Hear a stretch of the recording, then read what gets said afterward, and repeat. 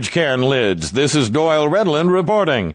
In a 4 a.m. speech at the group's annual Washington, D.C. convention this morning, North American Raccoon Federation President Bristletail called upon homeowners to loosen the lids of their garbage cans, providing the ring-tailed mammals with greater access to discarded food scraps during nocturnal scavenging. Every time you seal a standard 30-gallon garbage can, as many as 6 raccoons are forced to go without their necessary daily supply of congealed baked beans, rancid cottage cheese chunks, and moldy cantaloupe rinds. The 26-pound varmint closed his speech with a stern warning that without raccoons, possums could take over the world. Doyle Redland for The Onion Radio News, online at theonion.com. This is The Onion News Network. Yep, we still do email. Drop your email address in the entry box at freetalklive.com, and you'll be kept in the loop with Free Talk Live.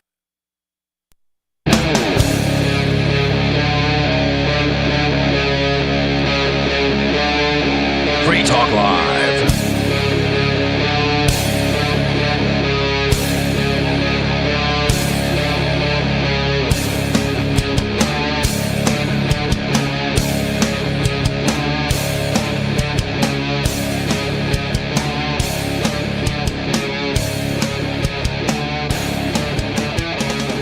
Free Talk Live.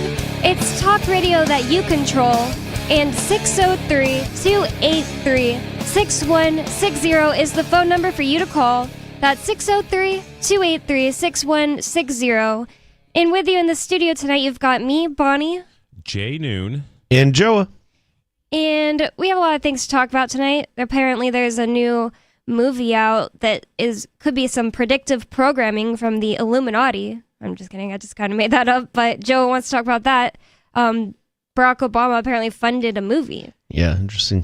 And we have news about a Harvard professor who secretly impregnated someone.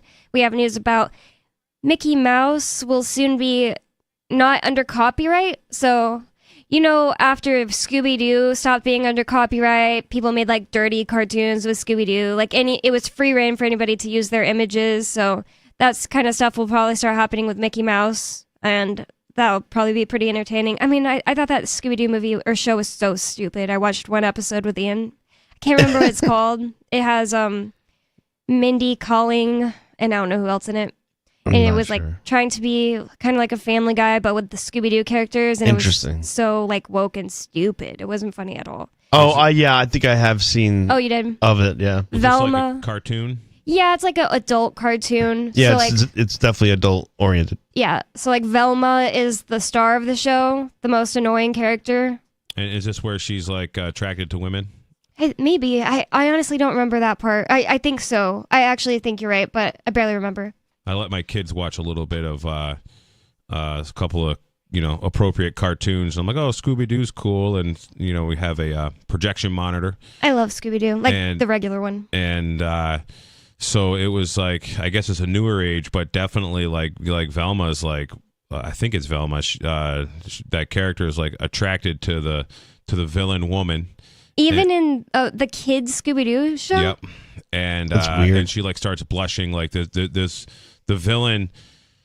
I don't know if I'm pretty sure it was like an episode, a show, but like the villain is like some girl, and she's obviously an attractive good looking girl, and like every time Velma like sees her, she starts like blushing and looking like obviously she has like she's crushing on this girl, and I'm like, they're gonna shut this garbage off. I mean, that's kind of weird. Like I would say the same thing about a straight couple in Scooby-Doo. Like they don't do that with like Daphne and Fred kind of seem to be together, but they don't show like Daphne blushing looking at Fred. Like that's a little weird. The older ones are like a little more wholesome, and better. Oh my god! Like the first season of Scooby-Doo with like that haunted mansion on the island. I don't remember what else, but I got it on DVD one year and watched it with my friends for Halloween like 3 years ago. It's so good. Like I would watch it again. It's easy to really figure out who the bad guy is right at the beginning of all the shows. It's the one that always asserts authority. I can't speak.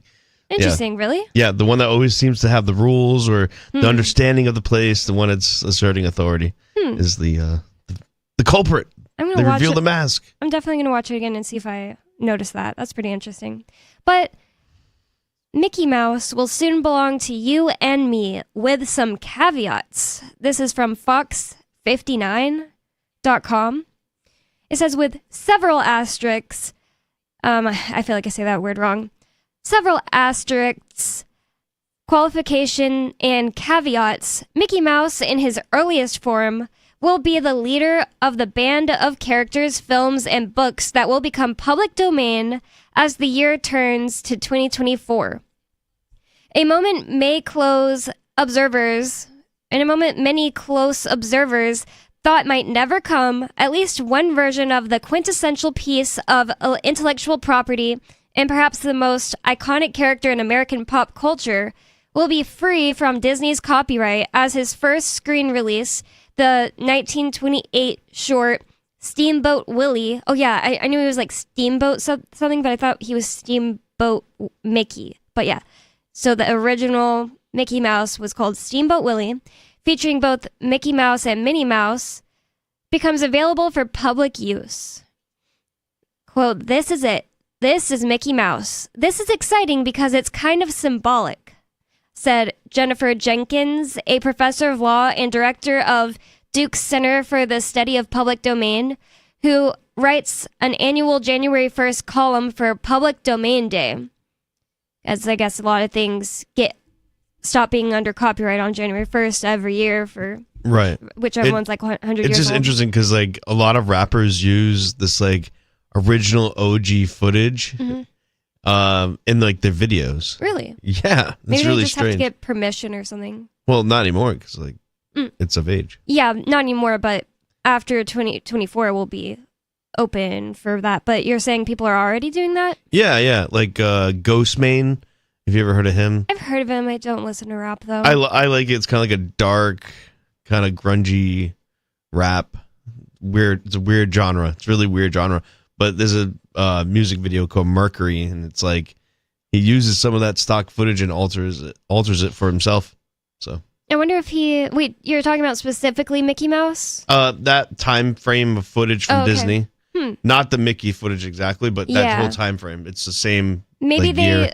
because they've been getting extensions every year. Maybe other Disney stuff from that time already came of age for copyright, but they've tried as hard as they could to extend it for Mickey Mouse.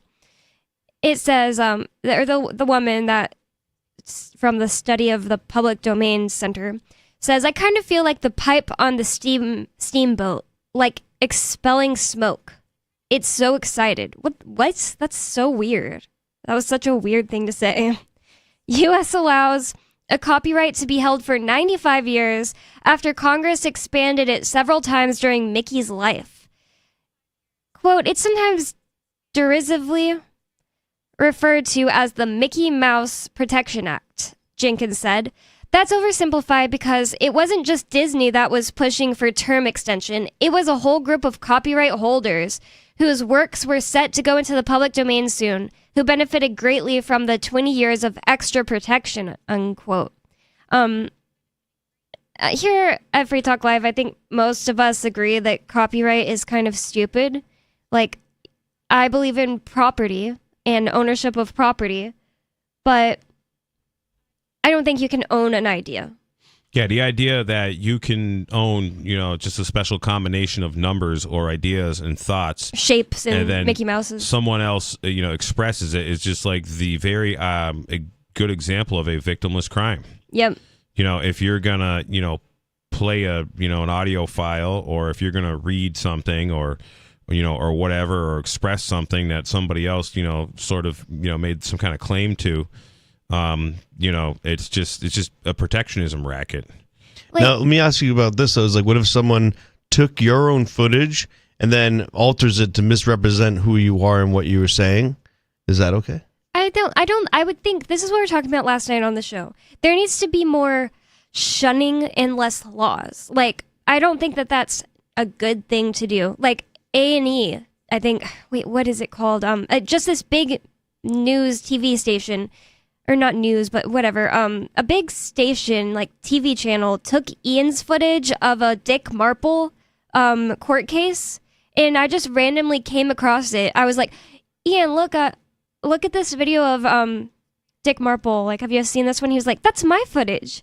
And they didn't credit Free Keen. They took it and they cut it up to make it look like stuff was happening that was not happening. Like they so it's fair use. Like if they, so it's like if you have used 14 seconds or less, it's considered. No, fair it was use. a whole long video. Oh, they just cut it up in a way that made it look like, oh, the judge was owning Dick Marple, and like it was so ridiculous. But it's not like Ian cares about copyright, so he wasn't going to do anything about it. But I did copy or comment under their thing like, why didn't you credit Free Keen? Or what you're saying, they chopped it all up in a way. No, that's misrepresenting the facts of what the original intention was. So it's like someone has to call them out for it. Yeah. Like, it's important to do that. And trust me, it's happened a lot to me. I mean, I bet it has. You know, I like the idea of shaming. Like, there's people who are doing, stupid things all the time. Inflammatory things, damaging things. For example, you have these, social justice warrior types who will call DCYF on a family, for example. Yep. Mm-hmm. When, just because either they're mad at them or even some of these people think they're helping, which is sad. Very, ridiculous. DCYF, isn't going to help anybody. And if it's a bad situation and kids are actually being abused, there's plenty of situations where DCYF's not interested because, just put it this way, kids that are being abused and neglected, that are suffering real trauma, basically are not of any value in the adoption marketplace. But I do like the idea of shaming, and because and especially if it can be on a level to where like the guy who owns, the local grocery store sees, this bad actor come in and says, no, get out of my store. I don't want you here. Yep. There's a handful of people I'll refuse service just because of, they've been bad actors. They've done inflammatory things to, to people. They've, trying to incite, others to, pile up against, certain people and stuff. And, but I'm not going to call the cops about it, and even like there's actually a situation where this crazy old lady ripped down a bunch of my political signs a couple years ago, and I got it all on video, and I just put it on the internet and put it on blast. Did you put it out there? I didn't see it. I didn't put it out anywhere yet, but I did give it to a guy who he was going to make a video to like some like kind of heavy metal rage type music, and just kind of shame her, but I just, I could, I know I could totally have her charged with something. I have that's actually a felony. Yeah, it doesn't seem like that should be a felony, but it is. It's election tampering. Well, I mean, it's the most protected speech, right? Political free speech. But it's damaging it's a trespass on property. Even though it was, I don't know how much the sign cost or whatever. It took, probably took me a half an hour you to still owned it, put it together. But and with intellectual property, like when they take this stuff and some organization manipulates the video so you look bad, you just kind of have to counter that with with your something own speech, with your own thing, and a lot of these like news agencies, anyways, and outfits that do that kind of stuff, they have no credibility, as far as I'm concerned. And when people do things like that, they have no credibility. So the idea is you just got to shame them and attack their credibility, or just ignore it. And, Yeah. And if you ignore it and not that many people are seeing it, that might be your best bet. But we do seem to have a call. Unscreened caller, you're on Free Talk Live. What's your name and what's your topic? This is Graham Sporton, and I'm calling you about cannabis. Can you hear me okay? Yeah, I can hear you great. How's it going, Graham? But it sounds like you have the radio in the background. You might want to turn that off, or maybe you're on speaker, because now I'm hearing my voice back. Oh yeah, you know what's happening with me? This is horrible. My iPhone, I don't know how to use it properly. I'll hear it. What happens is that sounds better. Yeah, it's better. I switch it out, and then I can't get back to the phone. But I just figured it out, so I'm good now. Sorry. What did you want to talk about, Graham? It's okay. All right, so here's what's happening in New Hampshire. I do a lot of paying attention to what's going on with the cannabis situation in New Hampshire.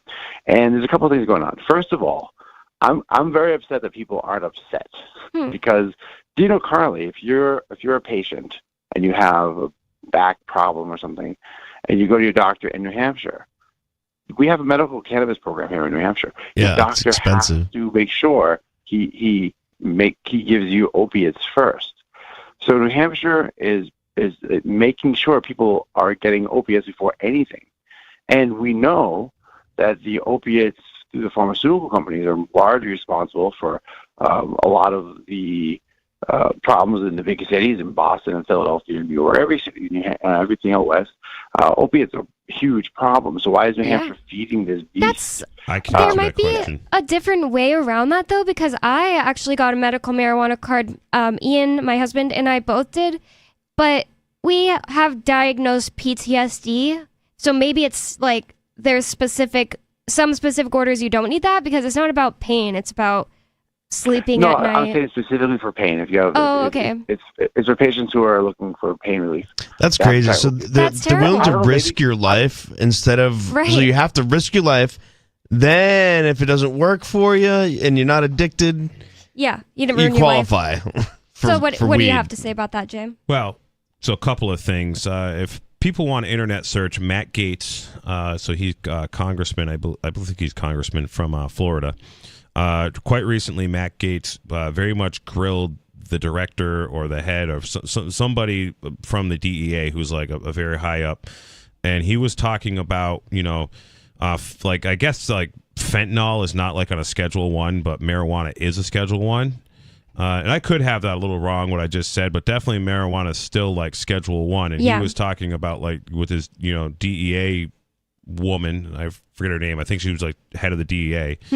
And he was talking about how in states that have medical marijuana have extremely low opiate use. And he was talking about all these studies, and the DEA woman, she's just, clearly like bought and paid for by, the drug cartel, which is essentially big pharma. And she was like, oh, well, we haven't got there yet, and we haven't looked into it. But just everybody should check it out. Matt Gaetz, DEA, marijuana Schedule 1. So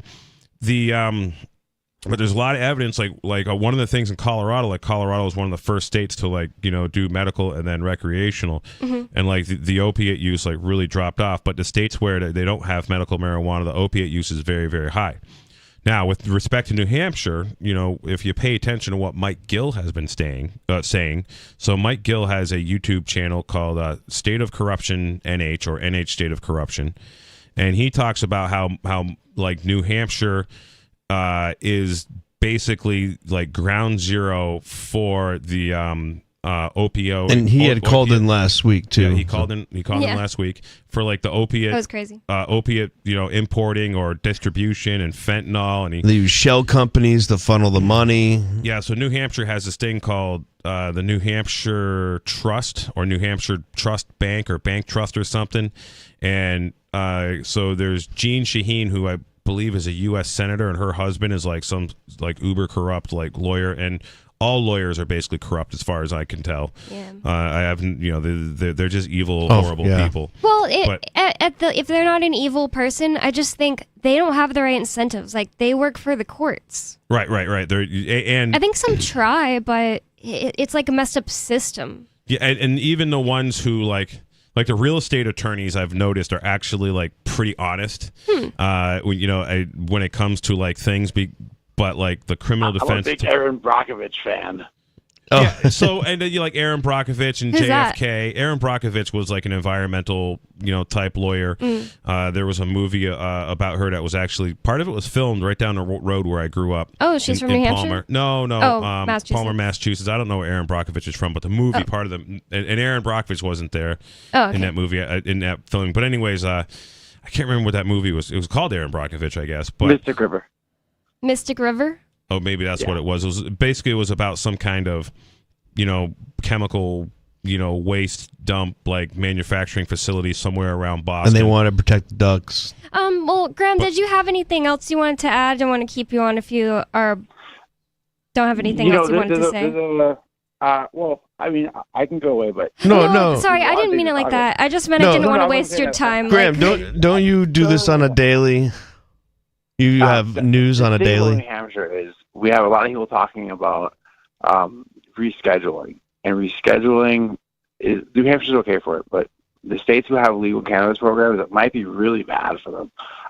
The rescheduling also is interesting for the Delta 8 and Delta 10 piece. So that might be actually very bad for local economies. But did you know very invested. last legislative session, a state rep from Ringe named Matt Santonastasso put in a bill to just get rid of to unadopt the schedule. And, marijuana would just be, tomatoes at that point. I think that's the smartest idea. Yeah.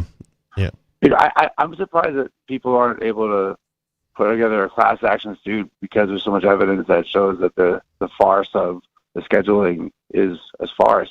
I mean, Well, the state has to make money The somehow. past 2 or 3 years, there's been so many things, medical wise. One of the pieces of that is that it has no medical application. The other one is that it's wildly addictive. You pointed out that the states where medical or legal cannabis actually is even available, those states have a much lower opiate problem, as do they have problems with kids using cannabis. If you have a use in an area where legal cannabis is available, what the studies are saying that kids don't use cannabis as much. If they do, not more than they would otherwise compared to states that don't have it. And that's probably because nobody wants to do what their moms are doing. Yeah, I know. I think about that sometimes. Like when you had friends when you were younger, or you were a kid whose mom smoked weed openly around you, or dad, it wasn't as interesting and cool to you. You weren't Right. wanting to sneak it as much. You'd be you like, weren't curious about it. You knew about it. yeah, that's just Yeah. the case. It seems. I mean, obviously, I a was lot of them so I still moved to smoked weed. Colorado in 2013, and I think right about it was or very shortly after I moved there, recreational became legal. Mm-hmm. And so I got a little brother and sister that grew up there in Colorado, and so I lived there from end of mid 2013 to end of 2016. And then my little brother and sister, I've talked to them and stuff, and they just they're not into it at all. None of their friends are into it. They think it's stupid, and it's just it had no sex appeal to Wow. those kids, and they're also kids that are into sports. Mm-hmm. So I got to go into watching all the sports ball games that they would do when I was out there. I got to sort of know. And yeah, the kids are definitely in Colorado, from what I could tell. Most of them were just not interested in it. In fact, what they were way more interested in was drinking. Oh, is well, what that I kind of noticed. sucks. Well, It's I mean, when that's, it's illegal. When they tell you no is when you want to do it more. yeah, I mean, it's still legal for kids to drink, so that's And they're gonna probably get the it. Actually, case. I think when they get it, they're sneakier about it. They get away with it harder. Yeah, they want to drink way more and have alcohol poisoning because they don't know how Oh, to this use is it. rare. Yeah, Yeah. exactly. Yeah. And they see everyone else doing it. The way you're describing the kids in Colorado, where they grew up, that the state they lived in, marijuana was legal, is so different from when I was in middle school and high school in Texas, where it's really illegal still. It was like this mysterious, amazing thing. Everybody was like, "Oh my God, let's do it again!" And Graham, you have a daily news. Can you tell us what it is? Well, today's news, there's actually all kinds of news. Well, Hold on, let's drop keep you, it. if you don't mind, I'm going to put you on hold. 603-283-6160. It's Free Talk Live.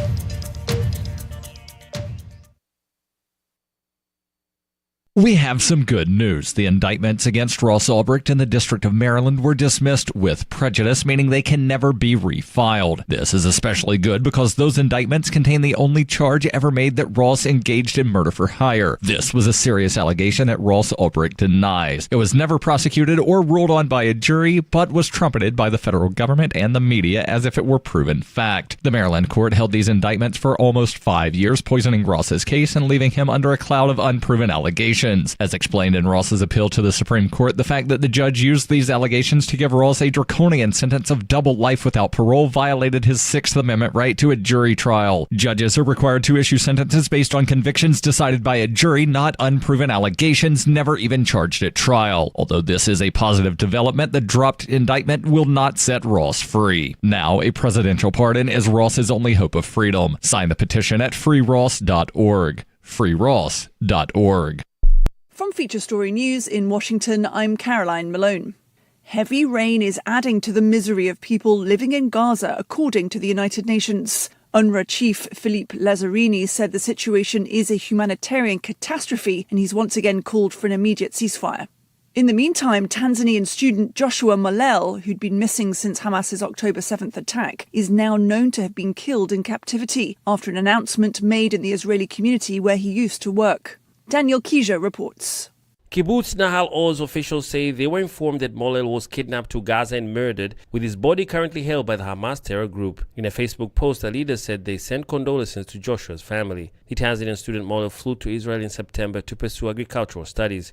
His father, Loitu Molel, is skeptical of the truth that his son is dead, as he has not received news on the source of the information. Agricultural interns Joshua Loitu Molel and Clemens Felix Mtenga are Tanzanians who are among the hundreds of hostages held by Palestinian military group Hamas in Gaza since October 7th when it attacked Israel territory, resulting into a wave of attacks. Daniel Kijo, Dar es Salaam.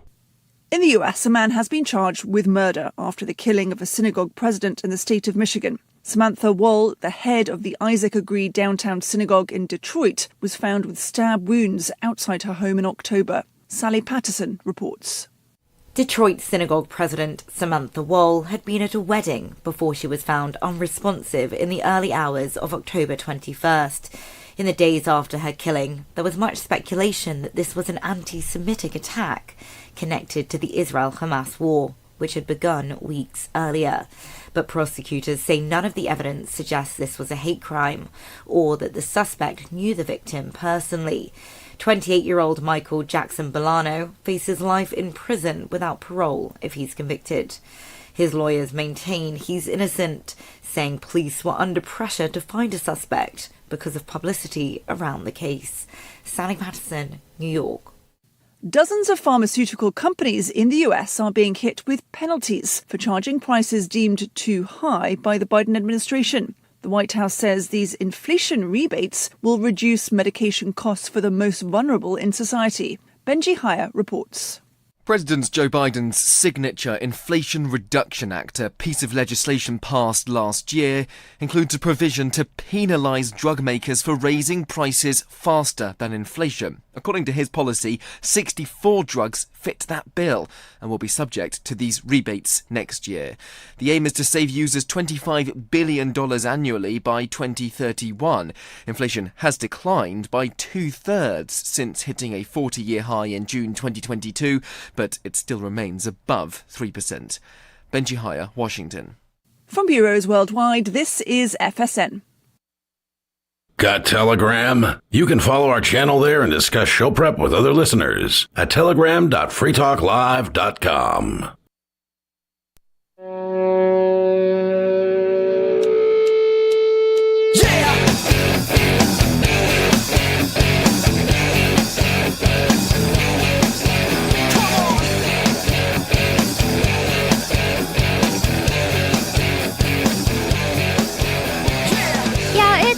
Talk Live, talk radio that you control, and 603-283-6160 is the phone number you can call to get in on the conversation with us, like our last caller did. And I just wanted to shout out his daily marijuana news show. Cannabis.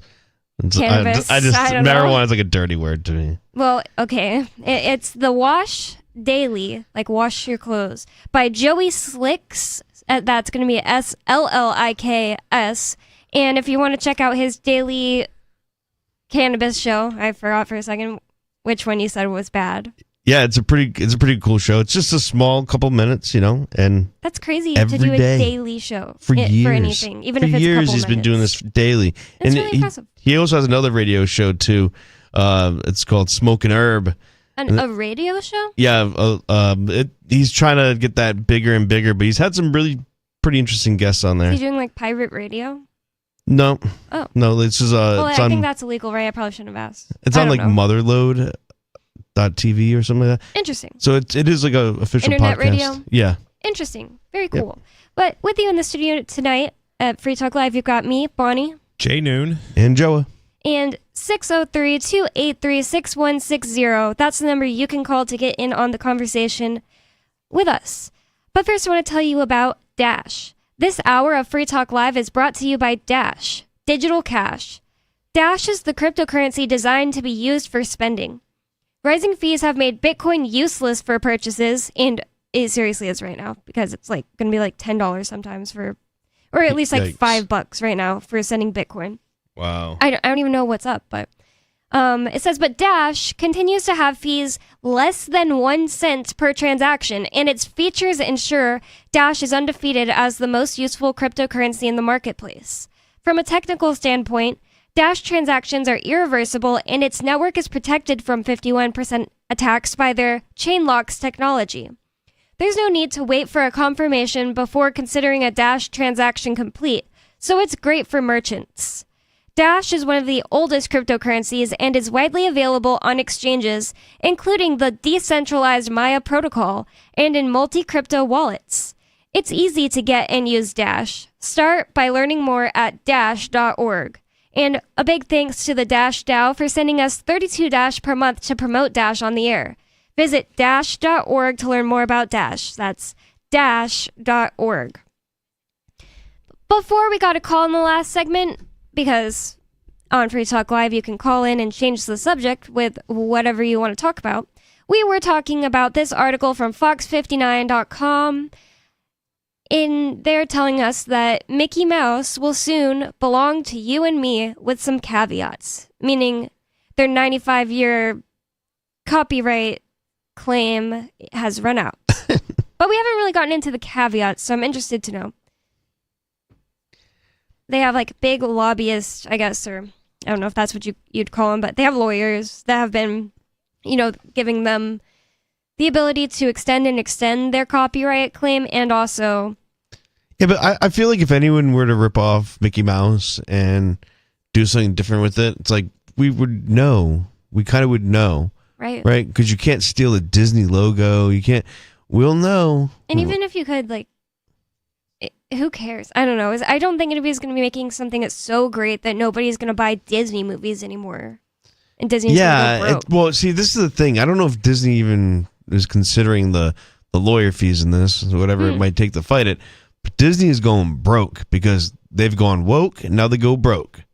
They've gone woke on all their crap recently. Are they really going broke? I mean, that seems they lost a lot of money on their recent films, and now that they're in touch with Marvel, I think it is, they're hurting. They're hurting. Their stock has fallen. They've had a tremendous drop in subscriptions to Disney or Disney Plus or something.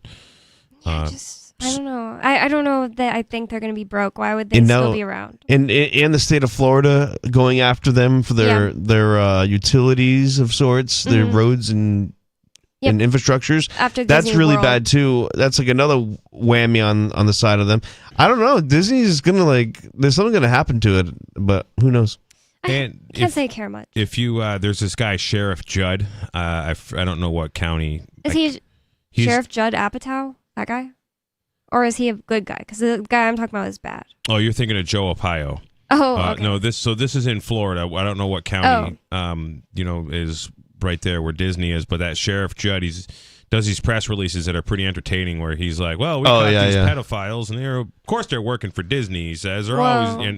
But and it's real news? Oh, yeah. Whoa. So Sheriff Judd something, I forget his name, but he's an interesting fella, and I really can't say anything bad about the guy because I've never heard him report on some victimless crime. It's always some a child molester or somebody who's murdering people. So he got in trouble for defamation because he made it sound like Disney someone that they arrested was actually doing something bad and they weren't. But there wasn't Disney related. Oh, but he's got in trouble for his portrayal of the facts and that sort of thing. So he needs to be careful. But I think he's being better. So he might embellish a little bit because he's a very entertaining storyteller. Listening to his stuff is pretty entertaining. It's a pretty bad idea, though, to embellish stuff that could get you sued. It definitely sensationalizes But he's definitely mentioned many times. Yeah. He's like, well, this guy's a pedophile and he works for Disney. Like one of the characters walking around the park in a Mickey Mouse costume hugging kids or something. I have no idea what the role is, but if you're a pedophile, if you are a predator, just like we've said before, DCYF, for example, is a very, very attractive place for child predators because you get qualified immunity, because all the cases are sealed. They're just very hard to investigate, and then you can And another thing, too, with Child Protection Services is when kids run away, they don't report them as runaways. What do they do? They don't do anything. They don't report them as runaways. You got to look. You got to go to Lost and Found. Disney. Disney World specifically. Sorry, I thought you were saying DCYF. I'm just saying DCYF. But I don't. Yeah. In Disney, right? But no. Well, I'm just saying like Child Protection Services, if you are if you're a predator, that's an ideal place for you to work if you're a child predator. They just take the kid and don't report, we found this kid. So when kids go missing that are under in care of Child Protective Services, they do not report kids that go missing because they claim they're a runaway. From their own services, from a foster parent's house. Correct. I thought you were talking about Disney for a second, because if a kid goes missing at Disney World, right, they don't report this to the police. They report this only to their own security. Whoa. But it's so big that, this is where the state's going to come in and probably utilize and have police officers throughout the whole park now.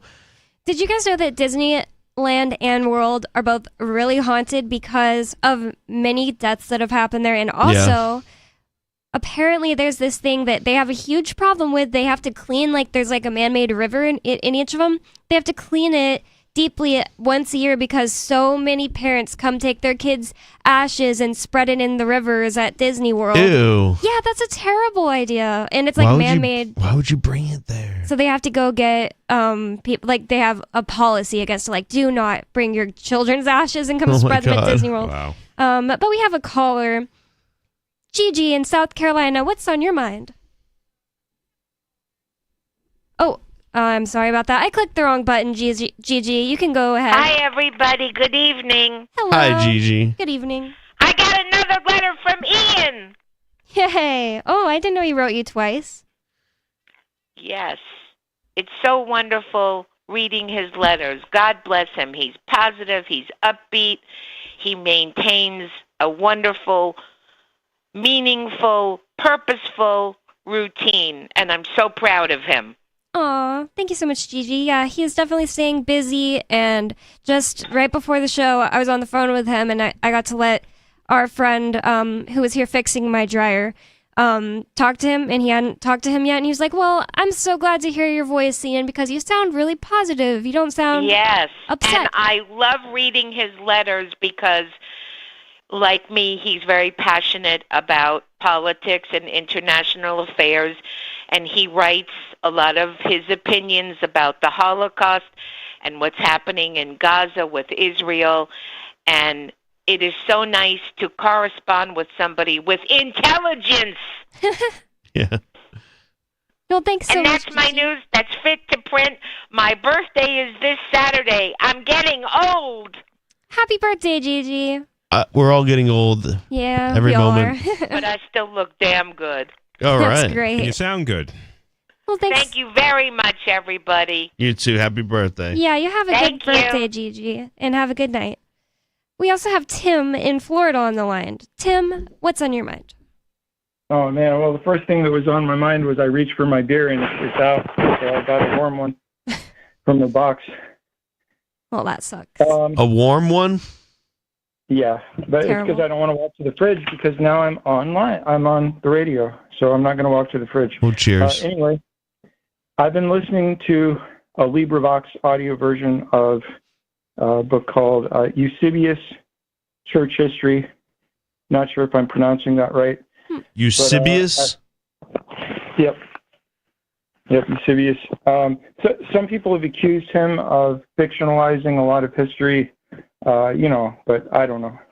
But there was a particularly interesting story. He has a lot of stories of martyrs in the first 300 years, one of which was an older lady who, confessed to be a Christian, which was a death sentence. And and basically your reward, they call it the crown, the trophy, is your martyrdom and your death. And so during what would normally be a normal Colosseum spectacle, instead they hung her from a cross upside down. Oh, wow. And basically released wild beasts to eat her while there was some other battle going on between gladiators. I don't know if they were fighting other animals or people, but they basically, because the wild animals would not eat her, they took courage to fight. So, can you give us a lowdown on who Eusebius is? He's some kind of Roman church historian. I don't, I feel I kind of knew when I called in tonight that maybe I'd have to follow up with more information, but I know that he's known to be sort of like the father of like the church. So like he sort of gathered the stories and basically I think he was trying to portray him a certain way, and like like Irenaeus. You know how it goes with then you got like Constantine and the rest of the disciples deciding what the rest of the stories are, but he was a part of it. Well, that's interesting. I would say he's most influential to it. Ian and I are also reading a book right now that talks about the Gnostic Gospel of Thomas, and the book is more interesting than that because it just gives you a bunch of history of early Christianity. I had no idea that at the very beginning, like the earliest, 100 years after Jesus died, people were saying like it's just so crazy how these Christians, they're from all different walks of life, but they have the same belief and they are voluntarily taking care of each other. Like they would have funds and, pull things together for each other voluntarily for, older sick people or poor people. And they were doing all that stuff voluntarily. And it was shocking, like Romans or, people who weren't Christians that ran into them. They were like, what's up with these people? Like, they're really not selfish. And I just found that was really interesting because they don't normally teach you that, like in anything you ever hear about that stuff. They talk about a lot of the killings, whenever you hear about that kind of thing. But I thought it was really interesting that was a successful little society, well, many societies all over the Roman kingdom or whatever you call that, of voluntarists, kind of. Just because they believed in Jesus's message of do unto others, and that's all the non-aggression principle is do unto others as you'd have them do unto you. I almost not to shun of religion or anything like that, but I think a lot of this that was happening like in Roman times with Christianity was just a trend. It's like Pokemon cards. It's like we're kind of bored. Let's try this new thing. And I literally think that's what it's been going on for a long, long time. Well, I just think it's cool that some people got inspired by Jesus's word to do something actually good, Like plenty of people got inspired by biblical texts to do bad things as well. I like to say that no religion is wrong. It's just as long as it works for you and you're not killing people at the end of the day. Well, thanks so much for the call, Tim. Yeah, there was one story in there about a woman named Perpetua in Carthage. I'm not sure how to say that. It's like Northern Africa. And she was like a young lady who just had a baby and she was married and she got sentenced to be ripped apart by beasts as well. And the story goes that like she was asked by her father, like, oh my gosh, please just renounce this. And she said, do you see that pot of water? How it can no longer change what it is, or no easier change what it is than I can change what I am. And then when the beasts were ripping her apart in the city, town square or whatever, she was like in euphoria. Like she was being like, I'm not saying this is true. I'm just saying that that's how the story goes. And it's just kind of an interesting story of sticking to your guns in situations. The last one he's told is a little bit just more awful. I mean, they're both awful, to be honest. I know it's like a side note, but just reminded me, but there's a very old Ouija board for sale.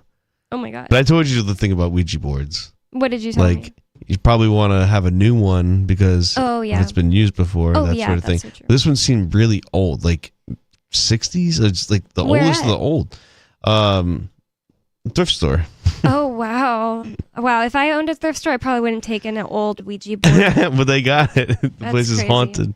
Wow. The Salvation Army. Yeah, my sister and I made a Ouija board once, but it didn't really work for us, and then we burned it. So I think that's why nothing bad came of it. We made it ourselves on the back of like a poster board, right? Yeah, somebody had made some protest sign that it just seemed kind of irrelevant at this point. Like, I think it had something to do with COVID. So I was like, okay. So I made a Ouija board on the back of it. And it didn't really work. Yeah. Yeah, we played with a Ouija board when I was a teenager, and I just thought my cousin was moving around, and he thought I was moving it around. Whoa. So that's crazy. But I mean, and it was sort of not really making any sense, what it was saying or doing. I've never seen it make sense.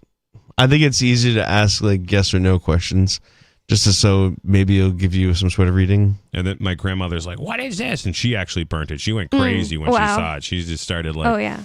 I think I might have even gotten like a spanking over that. Yeah. All of us did. Even I think my brother, who had nothing to do with it, he got a beating too. Can't believe I'm pretty him. sure. Wow. But she was like really adamant about not playing with that thing. She's like, it's going to bring in spirits, and my parents would not ever allow that either, and that's why I never did it as a kid. So I did it like a couple months ago. But I don't know. I kind of do think that it could be a bad thing because like you could like get in communication with just a low level stupid spirit and then start believing it that like they always want to say they're God, don't they? Like when you actually start communicating with things like using a spirit box, they always start saying that they're God, and it's so creepy. Yeah. They're like, I'm God. I don't know. I've never had communication that I'm aware of with a spirit, so.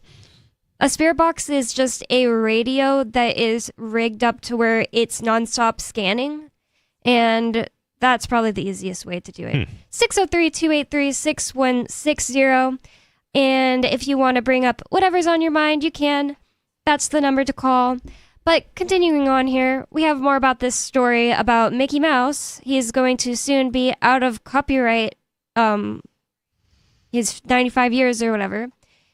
It says that ever since Mickey Mouse's first appearance in the 1928 short film Steamboat Willie, people have associated the character with Disney's stories, experiences, and authentic products, a Disney spokesperson said in a statement to the Associated Press.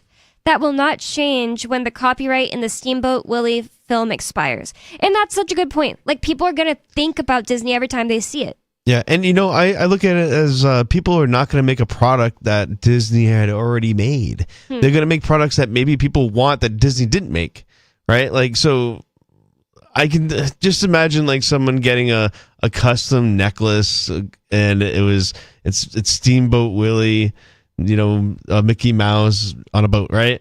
Mm-hmm. And I can only imagine like Disney going after that jeweler for making this necklace for somebody. I'm sure they would.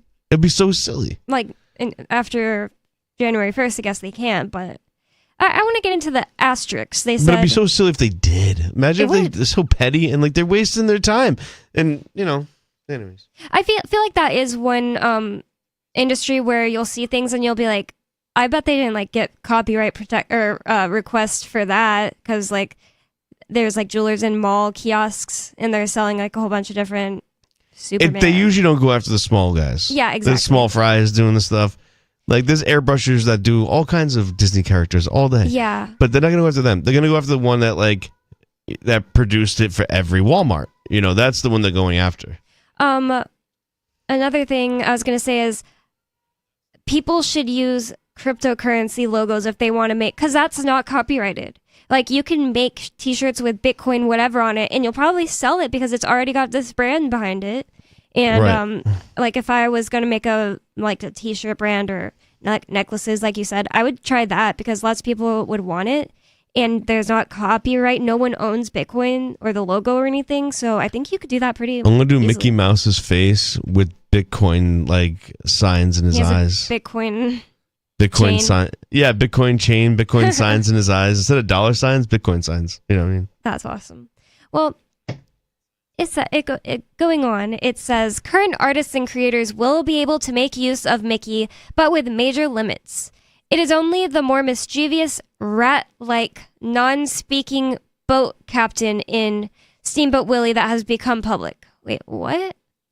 Why they say it was rat-like? It was kind of weird, yeah. It just seems like that's just they're taking a punch at him for no reason. I feel like I haven't seen the actual video. Just I've seen like clips of it, like in references. Exactly. It's just whistling Mickey. Yeah, It's like you're not even black and saying white. anything. But so I'm not really sure what he means. Like that, it's only the rat-like one. Like, is there another Mickey in the episode? Oh no. It says more modern versions of Mickey will remain unaffected. But yeah, we already knew that. The more modern versions of Mickey will remain unaffected by the expiration of the Steamboat Willie copyright, and Mickey will continue to play a leading role as a global ambassador for the Walt Disney Company in our storytelling, theme park attractions, and merchandise, Disney's statement said.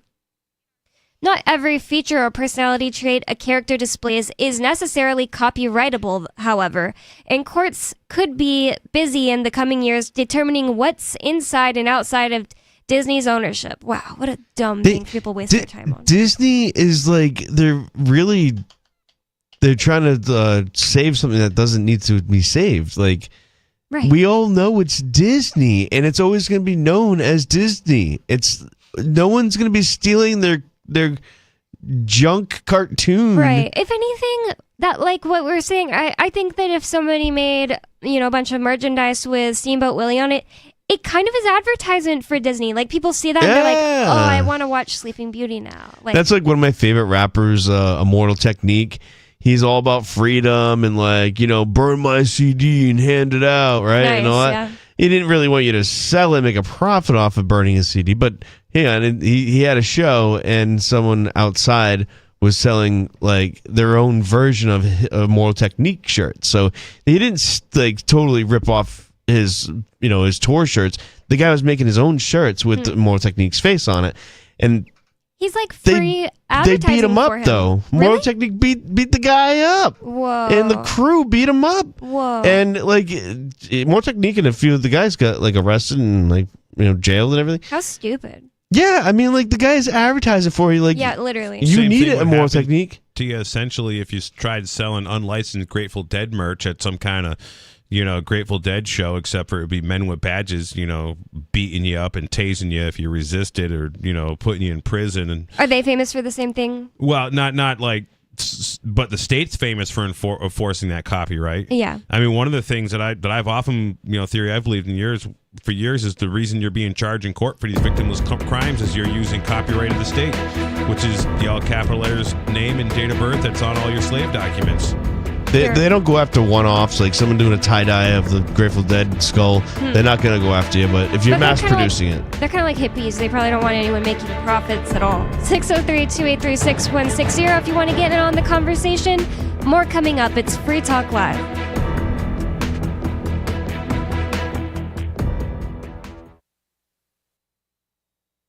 Are you dipping into savings to pay the bills? I'm Holland Cook with Inflation Hacks. Many Americans did squirrel away that relief money Uncle Sam sent during the pandemic while we weren't spending on this and that as we quarantined. Still, hitting the piggy bank for day-to-day expenses is scary and fundamentally unsustainable. Notable exception, your credit card balance. It's double-digit debt, and your bank is paying, 1% interest on your savings?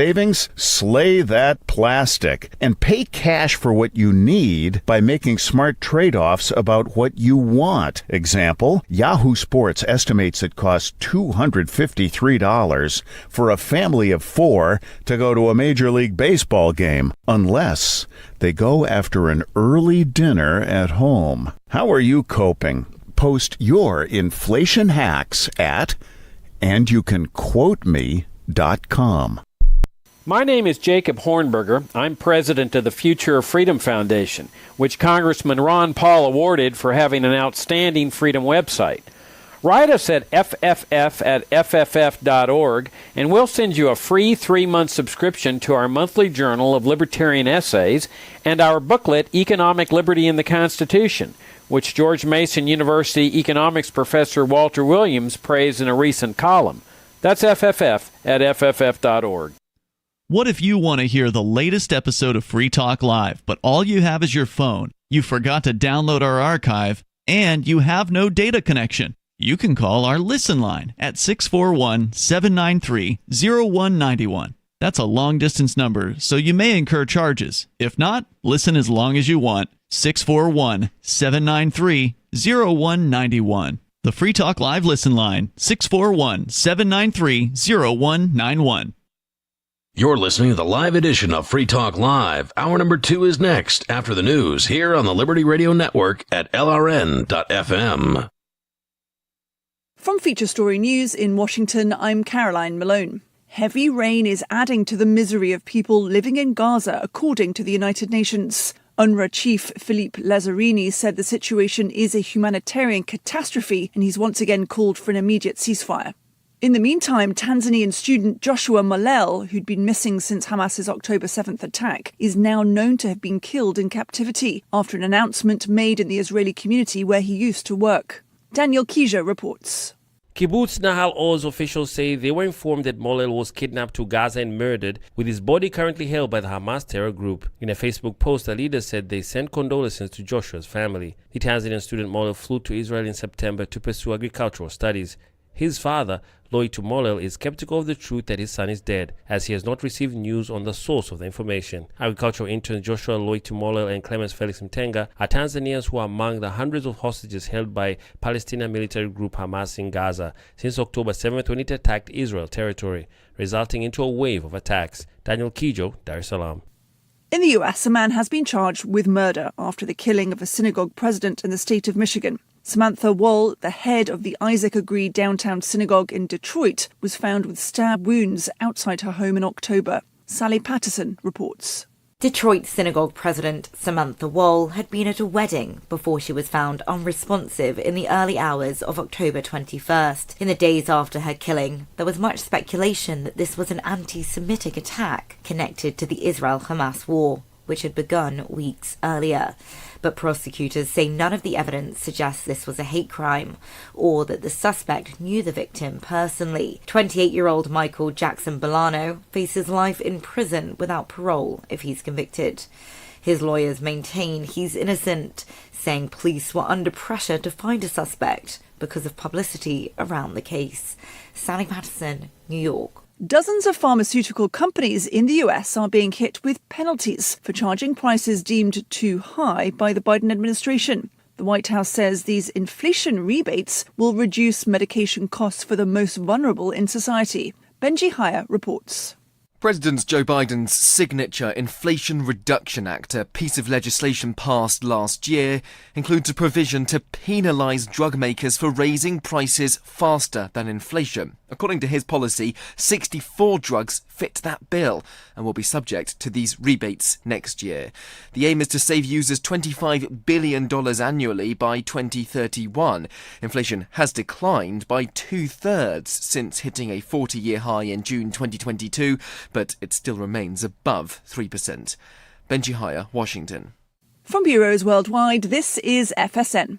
European leaders have agreed to officially open accession talks for Ukraine to potentially join the bloc, a huge breakthrough for Kyiv while it's trying to get continued support from its European and US allies. Earlier, Prime Minister Viktor Orban of Hungary said he planned to veto talks, but in the end he abstained. That was after the EU released €10 billion worth of previously frozen funds for Hungary. Pablo Gutierrez reports. On the eve of the summit focused on Ukraine and its potential EU accession talks, Hungary received €10 billion in EU cohesion funds. That's about a third of the total previously held back by the EU due to concerns about rule of law and corruption within Hungary. Prime Minister Orban has opposed further EU aid to Ukraine and accession talks. He previously linked his support for a €50 billion aid package for Ukraine to the release of these funds. The European Commission denies any quid pro quo with Hungary, saying that it was the laws that Orban's government passed to strengthen the independence of the judiciary that led to the release of the funds. Pablo Gutierrez, Budapest.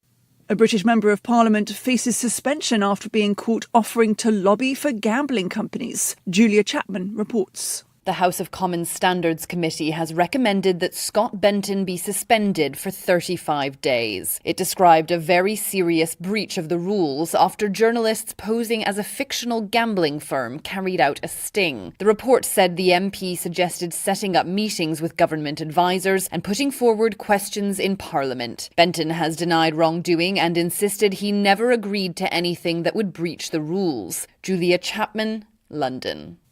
And the main news again. The UN is warning heavy rain is making the humanitarian crisis worse in Gaza. That as a Tanzanian student held captive is confirmed dead. A man has been charged in the US over the killing of a synagogue president. And US drug makers will be hit with penalties for pushing up prices. There's more from us on Twitter at Feature Story. And that's the latest from Feature Story News. Caroline Malone reporting. We're being attacked by news from all sides in tonight's News Blitz.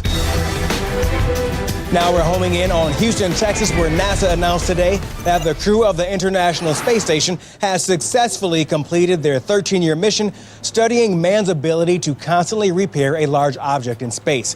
NASA officials hailed the remarkable feat of maintenance at a press conference this afternoon. And throughout human history, man has gazed at the stars and dreamed of fixing something up there. People once thought the ultimate feat in human repair was a really big boat.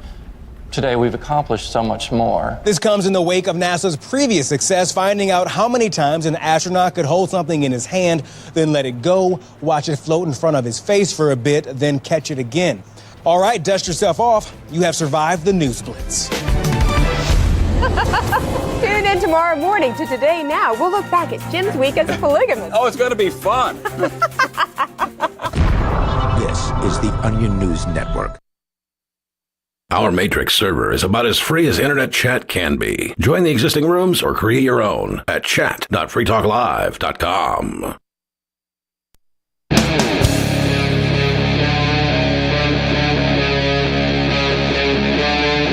Free Talk Live.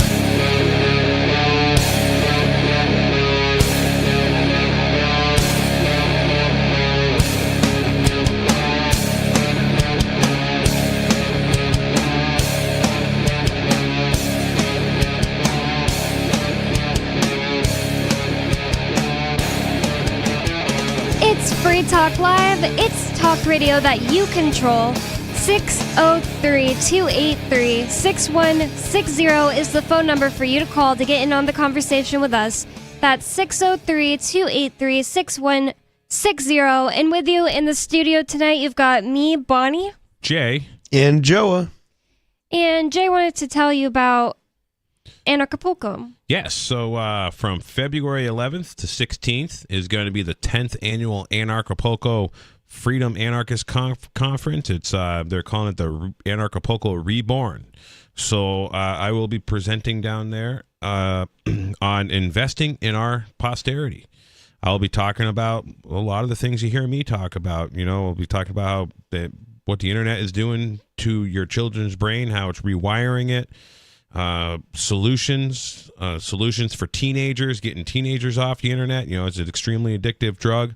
I'm also trying to put together an actual blacksmithing workshop down there.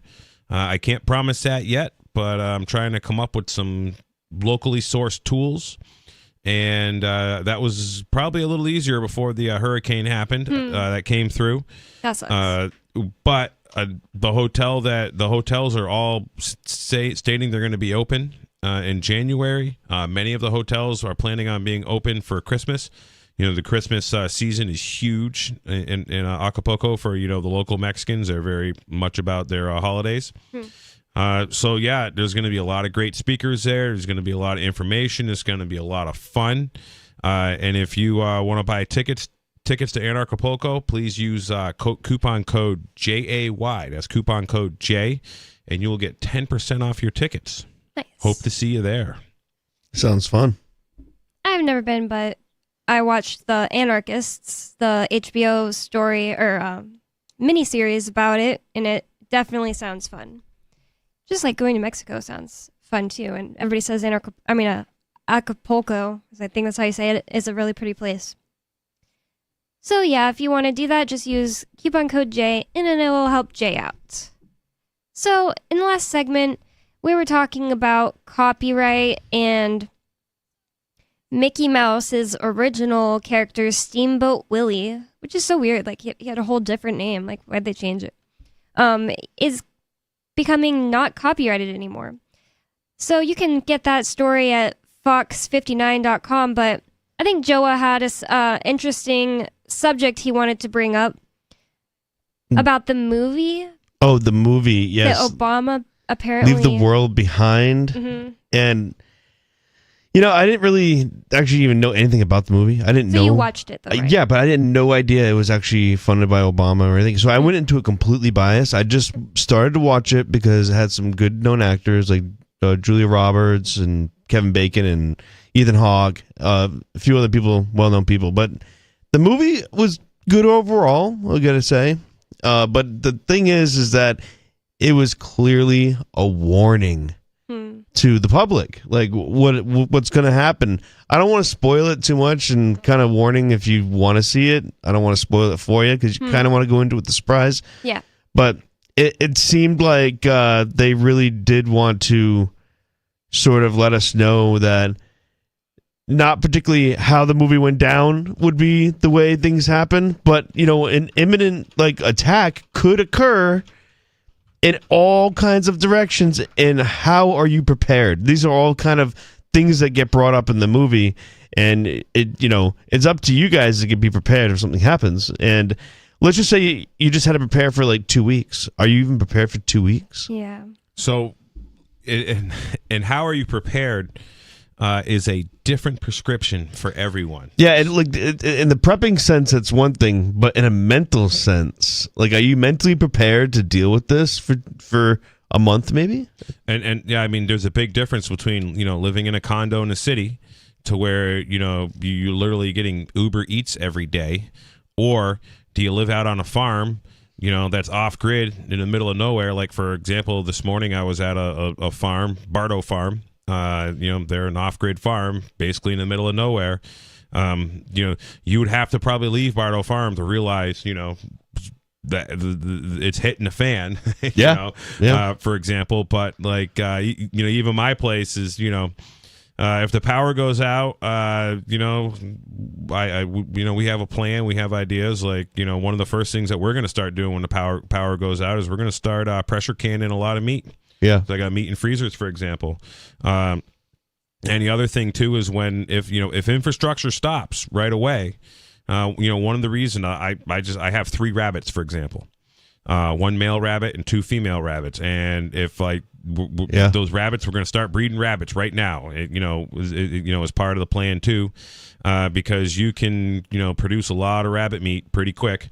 Rabbits, you know, reproduce very, very fast. Joe, you got rabbit experience. Yep. And then we also have been practicing. So one of the things that I think New Hampshire is a really great place to be when it hits the fan, especially if it happens in like January and you're in rural New Hampshire. You know, these city people aren't going to make it to your farm to aggravate you if there's no fuel. If they can't run their cars, they're going to freeze to death before they get they're there. too fat to walk a mile. And well, yeah, most of the city people. Oh yeah, like right now, 42% of Americans are like obese. Yep, we were talking about it yesterday. They're trying to make fat phobia illegal in Colorado. Oh yeah, the skinniest state, which is that's like the weirdest part. And well, Colorado's just gone totally off the rails. I think people would go hungry because they're not willing to even kill the animal. Well, I feel like that's going to be a big percentage of population. Well, like, you mean like a dog? Because I mean that's not the difference between life and death. Like, it's not like if I eat coconut, I'll survive 10 more years,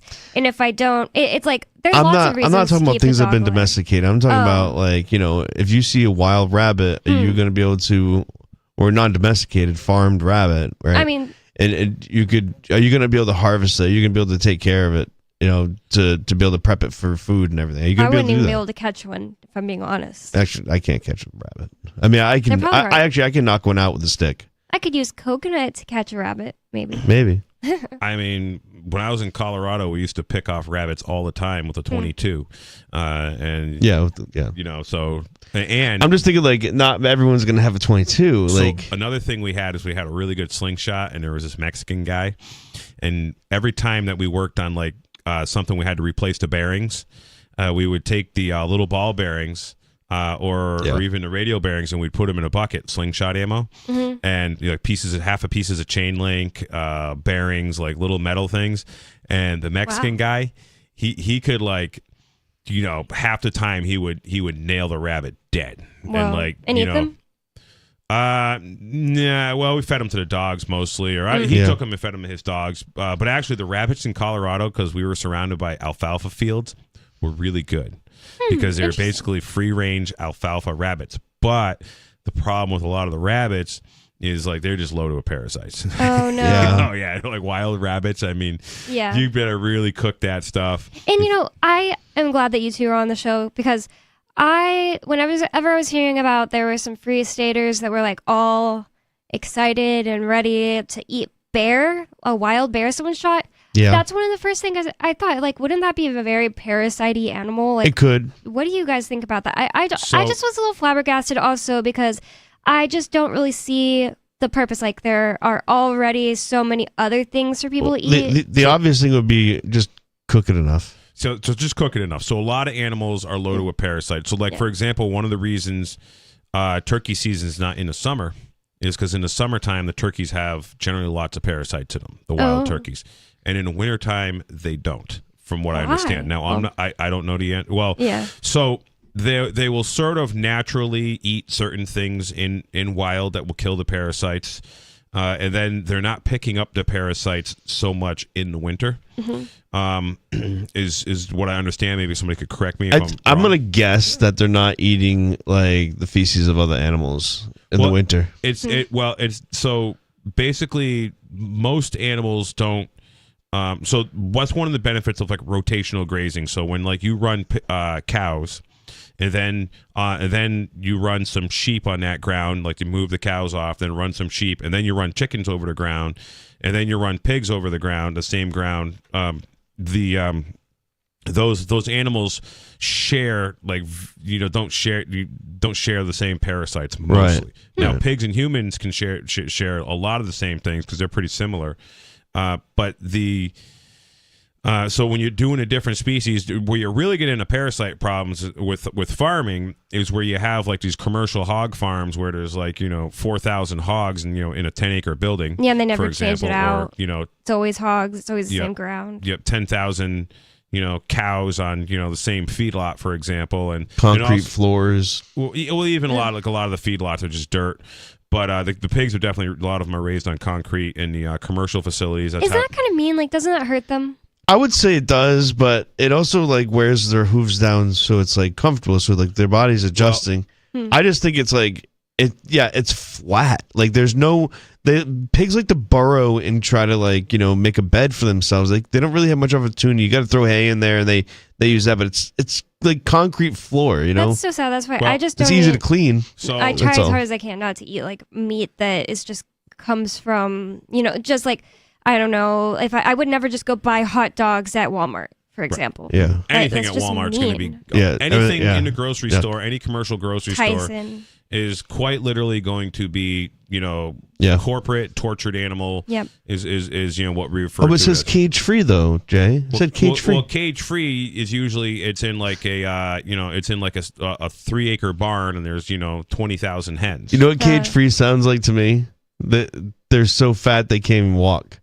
So they don't need a cage. Jeez. So that's what cage free sounds like to me. Well, I've heard that if you're gonna buy eggs at the grocery store, it's important to look for pasture raised, and that's the best. Yeah. So locally here in New Hampshire, we have an outfit called Pete and Jerry's, Yep. and they're out of, I believe, Melrose, New Hampshire. So one of my good friends, he raises Pete and Jerry eggs, and he has he does 20,000 chickens. And he has a huge barn. It is I don't know, it's 100 foot wide and 1,500. It's massive. And he's got 50 acres fenced in all around the barn, and those chickens basically run that 50 acres all summer long. Nice. And all winter long, and basically they can go. And so in the wintertime when it's nasty cold, you only see you'll see a few hundred chickens outside. But like definitely like in the summertime, like you go in the barn and it's just about empty. Almost all the chickens are outside during the day, and then they all come back in and they lay eggs. There's a little bit of an issue with that because there's eggs. Yeah, a lot of them end up laying eggs outside. Oh yeah, Easter egg hunting. And so, but he's got a bunch of crows. And what the crows do is they go pick up all the eggs. Oh, that's well, I mean, so he doesn't go outside and pick up the eggs on the ground and send them to package them. Oh, I mean, you just couldn't do it. It was just They should have find your own eggs. Well, yeah, he's actually pretty like secure about biosecurity. Like, that makes he doesn't sense. allow anybody like in his barn. You walk in with poopy shoes. Oh my goodness, that's off limits. But anyways. He does a really good job, and he's a family farm, so like Pete and Jerry's, they're expensive eggs. They're like $8 a dozen. I haven't seen these. I've seen them as low as like $6.50ish. Where do you get them? Market Basket, anywhere. Yeah, they're in everywhere. Market Basket? I don't think I've noticed. I don't think they're brand. in Walmart. They're definitely in Market Basket. They're in Hannaford's. They're in. I think they're the most popular egg besides whatever that store brand egg is. Usually, the store brand egg always sells better than the rest, but I think Pete and Jerry is the number one selling egg. Oh, and this guy does rotational grazing also. So when he takes the, so he has laying hens for 2 years. I've seen this. I've bought these before. And then he has, I forget how much time off, but then he goes with no chickens on his farm. I don't know if it's for a year or for 6 months. But what he does is on that 50 acres, he pastures cows. Yeah, smart. Yeah, and then he this guy grew up as a pig farmer. So he understands, but he doesn't want to do pigs on his pastures because it's really hard. But he has another more pasture elsewhere at another farm. He also makes a bunch of hay. I mean, he's all by himself or just like employees. So this is one of the guys I buy hay from. I think he is in his 60s. Wow. I'm not sure how old he is. Actually, he's way older than he looks because my wife was like, oh. Yeah, like he said how old he was, and my wife was like shocked. She's like, "Oh man, I didn't think you were much over 50." And he just starts laughing. He's like, "Oh, I'm 60 something." She was off by like a decade. Wow. But so he makes a whole bunch of hay. We buy hay from him, and that's exercise. And this summer, I'm going to get hay from him. I'm showing up there with my wife and my 2 kids. And they're 3 and 2, and they my wife drives a truck around, and Cypress and Cash, they kind of try to help with the hay a little bit. They're really little, so it's tough. But his whole hay crew is just a bunch of his farmer neighbors, and like there's like a 75-year-old woman driving a hay truck. There's like an 82-year-old guy driving a tractor baling the hay. Wow. The guy that owns the farm, he's like in his 60s. He's on the wagon stacking the hay. And then there's like a couple other guys. They got so they stack some of the hay, and then some of the hay they drop on the ground after they get all the hay on the wagons, and they don't have any more wagons. And then we got to go. And I usually go around and pick up that hay off the ground. That's what I buy off them. And then he also has his hay truck, big flatbed truck. And there's the woman's like I said, she's in her 70s driving the truck. And then all the like other guys working were they're all in their 70s and their 80s. And it's like July, and it's hot out. It's 95 degrees, and they're just stacking hay. And they all look 20. And one day I come up there with a 14-year-old boy. Lou's his name. He's a great worker, homeschool kid. He's what a kid was 100 years ago. Cool. And all of them were like, "You found a teenager that can work?" Oh, I was just wondering, do none of these old people have kids that want to help work with them like you? None of their kids want to work. Wow. And I tell all these guys, I'm like, you got grandkids? Oh yeah, we got grandkids. What's going on with them? I'm like, They're being consultants. I go cut them out of the will because you cut your kids out of the will because they're not raising your grandkids right, and they all say the same thing. They blame it on the internet devices. They're like, all the kids want to do is play video games. All they want to do is look at the smartphone. They're glued in. They don't want to think about anything else. And the thing is too is like, so the generation of the 72 to 80 some odd year old farmer made their kids work, and they worked them hard. And so those kids now are all in like their 40s and their 50s. And these guys are hardworking, ambitious guys. So they go get these corporate jobs, and they can make $500,000 a year, $250,000 a year. But because they have these corporate jobs that they'll work 60, 80 hours a week, because when you grow up as a farmer, you got no problem working 60 or 80 hours a week. So what happens, in the farming was hard in the 50s. hard in the 60s. Today it's easy. But anyways, it's not easy today, but it was way harder back then. You know, the weather forecasts weren't as good. You know, there was no tractors with air conditioning. But these guys they're old timers on the tractors in the 50s and the 60s were so happy they weren't doing it looking at the hind end of a horse, the whole time, because they grew up, farming with horses. So then their kids, get this tremendous work ethic, and then, in the 80s when they're adults, they're like, I can make all this money working a corporate job and all these hours. I'm just going to do that, and then they get so used to their corporate job that by the time they have their own kids, they're just putting their kids in daycare, or nowadays they're just putting their kids in front of an internet device because it's a cheap, inexpensive pacifier and babysitter, and when they're sending them to daycare.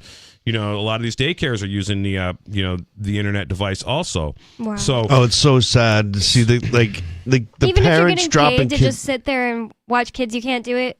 You got to give them a I know, that's what I'm saying. Like tablet. Childcare now, you drop off your kids, and they give them a tablet. Wow, that's and they so go bad. and sit down wherever, and they drone away. And then they're forced to play kickball, and you have a few that complain. They get their way, and they get to still play on their tablet. And that's terrible. But so kickball is too physical. So and by the way, not all Bullying. daycares use tablets, but there's going to be a big difference. Like the daycare that's using the tablets, obviously going to be a cheaper daycare, and a daycare that's not using. So there are definitely daycares that are doing stellar jobs, but they are expensive because they have a staff that is very involved, and it takes a lot of attention. So this is kind of what brings on so the average American farmer is in his mid 70s right now, according to the numbers. Oh my that goodness. owns a farm. It's kind of scary. Same thing with a lot of these nuclear power plants, and so my father-in-law, he's 74. He's a retired mechanical engineer. Oh. So he worked in nuclear power plants most of his life. I mean, the guy is just has so much knowledge. In fact, I'm really disappointed that he's just hanging out. He's retired in Florida, just watching TV and sitting in his pool, because he should be teaching a bunch of kids his knowledge. He actually but I'm very fortunate that when I first bought my house I basically bought a fixer-upper. It needed a lot of repair, and when I first bought the house, he spent the better part of a year. He would show up 2 or 3 days a week for a year, and just he would cut all the boards, and I'd be up on the ladders and the scaffolding, and he was 68, 69 years old, when we got the house, and he just helped me out so much, and he taught me a lot. I About learned, building things? Well, just as I was doing this, I was learning all these things, and I also have a geodesic dome, and because he was a fan of Buckminster Fuller, who was the grandfather of geodesic dome houses, here in America, he always wanted to build a geodesic dome, so he was excited to help me work on this house. But he just helped me with all plumbing, electrical, framing, concrete work, roofing. How does he know all that stuff? Just being a because he grew up engineer? as a farm kid. Oh, okay. Oh, so yeah, he's not your typical engineer. Yeah. So most engineers are pretty useless except for what they're, I'm serious. I'm an electrical engineer, but I can't zip up my fly or change a tire. I'm a mechanical engineer, but I couldn't touch anything electrical because that's not my job. This is another thing that academia has done to the modern world, is they've compartmentalized everybody. Yeah. So everyone has one specific skill, and either doesn't have the confidence to try doing something else, wouldn't dare, or that they're not they don't have the liability insurance to do something else. It's kind of like these unions. If you are an operator on a machine, you better not put diesel fuel in that machine because that's the luber's job, or you better not you better not clean the tracks off that excavator. That's somebody else's job. Wow. Crazy stuff like that. That makes a lot of sense. That seems like something they would do on purpose, set up jobs and college degrees and stuff like that to be very compartmentalized, because then people are still more dependent. They're dependent on They're somebody. dependent on the industry as well. That they have to keep in the decompartmentalized industry because they only know one little thing, so they have to keep getting that one little thing job. When we come back, I want to tell you why pork is the other white meat, talking about survival and parasites and whatnot. Okay, 603-283-6160. It's Free Talk Live. You can call in about whatever is on your mind.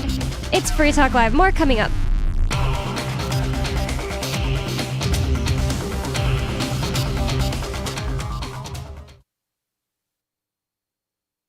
Some of you have wanted to support Free Talk Live's mission on a monthly basis, but don't want to support Patreon. Now we have an alternative that also helps our premier streaming platform, Odyssey. Visit video.freetalklive.com and click join at the top of the channel. You can subscribe for $5 per month, and unlike other subscription services, Odyssey adds their processing fee on top, so it'll cost a little over $5 per month, but Free Talk Live will receive the entire amount you pledged. Higher donation tiers are available if you're feeling so inspired. You'll get a special membership badge that's visible in the Odyssey chat room, and if we get enough supporters, we may enable members-only chat. This new subscription method is a great way to decentralize our direct listener support away from just Patreon and also support a libertarian-run business, Odyssey. Please visit video.freetalklive.com and click join to subscribe to our Odyssey channel and help support spreading our message around the planet. Visit video.freetalklive.com and click join today. From Feature Story News in Washington, I'm Caroline Malone. Heavy rain is adding to the misery of people living in Gaza, according to the United Nations. UNRWA chief Philippe Lazzarini said the situation is a humanitarian catastrophe, and he's once again called for an immediate ceasefire. In the meantime, Tanzanian student Joshua Molel, who'd been missing since Hamas's October 7th attack, is now known to have been killed in captivity after an announcement made in the Israeli community where he used to work. Daniel Kijia reports. Kibbutz Nahal Oz officials say they were informed that Molel was kidnapped to Gaza and murdered, with his body currently held by the Hamas terror group. In a Facebook post, a leader said they sent condolences to Joshua's family. The Tanzanian student Molel flew to Israel in September to pursue agricultural studies.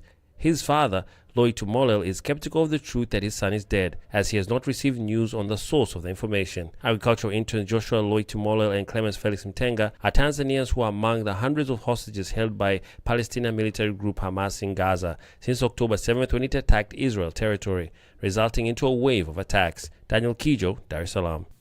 In the US, a man has been charged with murder after the killing of a synagogue president in the state of Michigan. Samantha Wall, the head of the Isaac Agree downtown synagogue in Detroit, was found with stab wounds outside her home in October. Sally Patterson reports.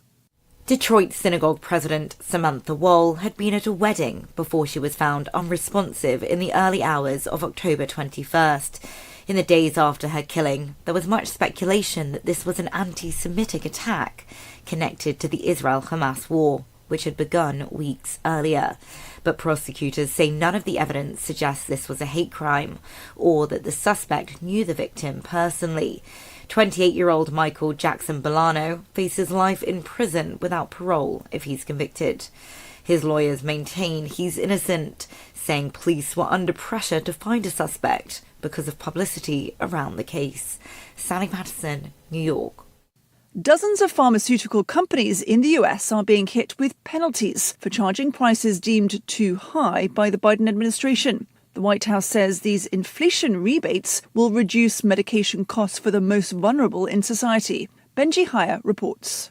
President Joe Biden's signature Inflation Reduction Act, a piece of legislation passed last year, includes a provision to penalise drug makers for raising prices faster than inflation. According to his policy, 64 drugs fit that bill and will be subject to these rebates next year.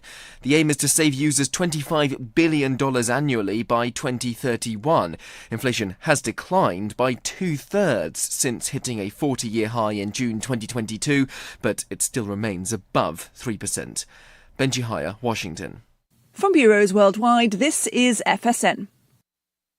You can stick it to the man and big tech. Join our FTL social mastodon at social.freetalklive.com.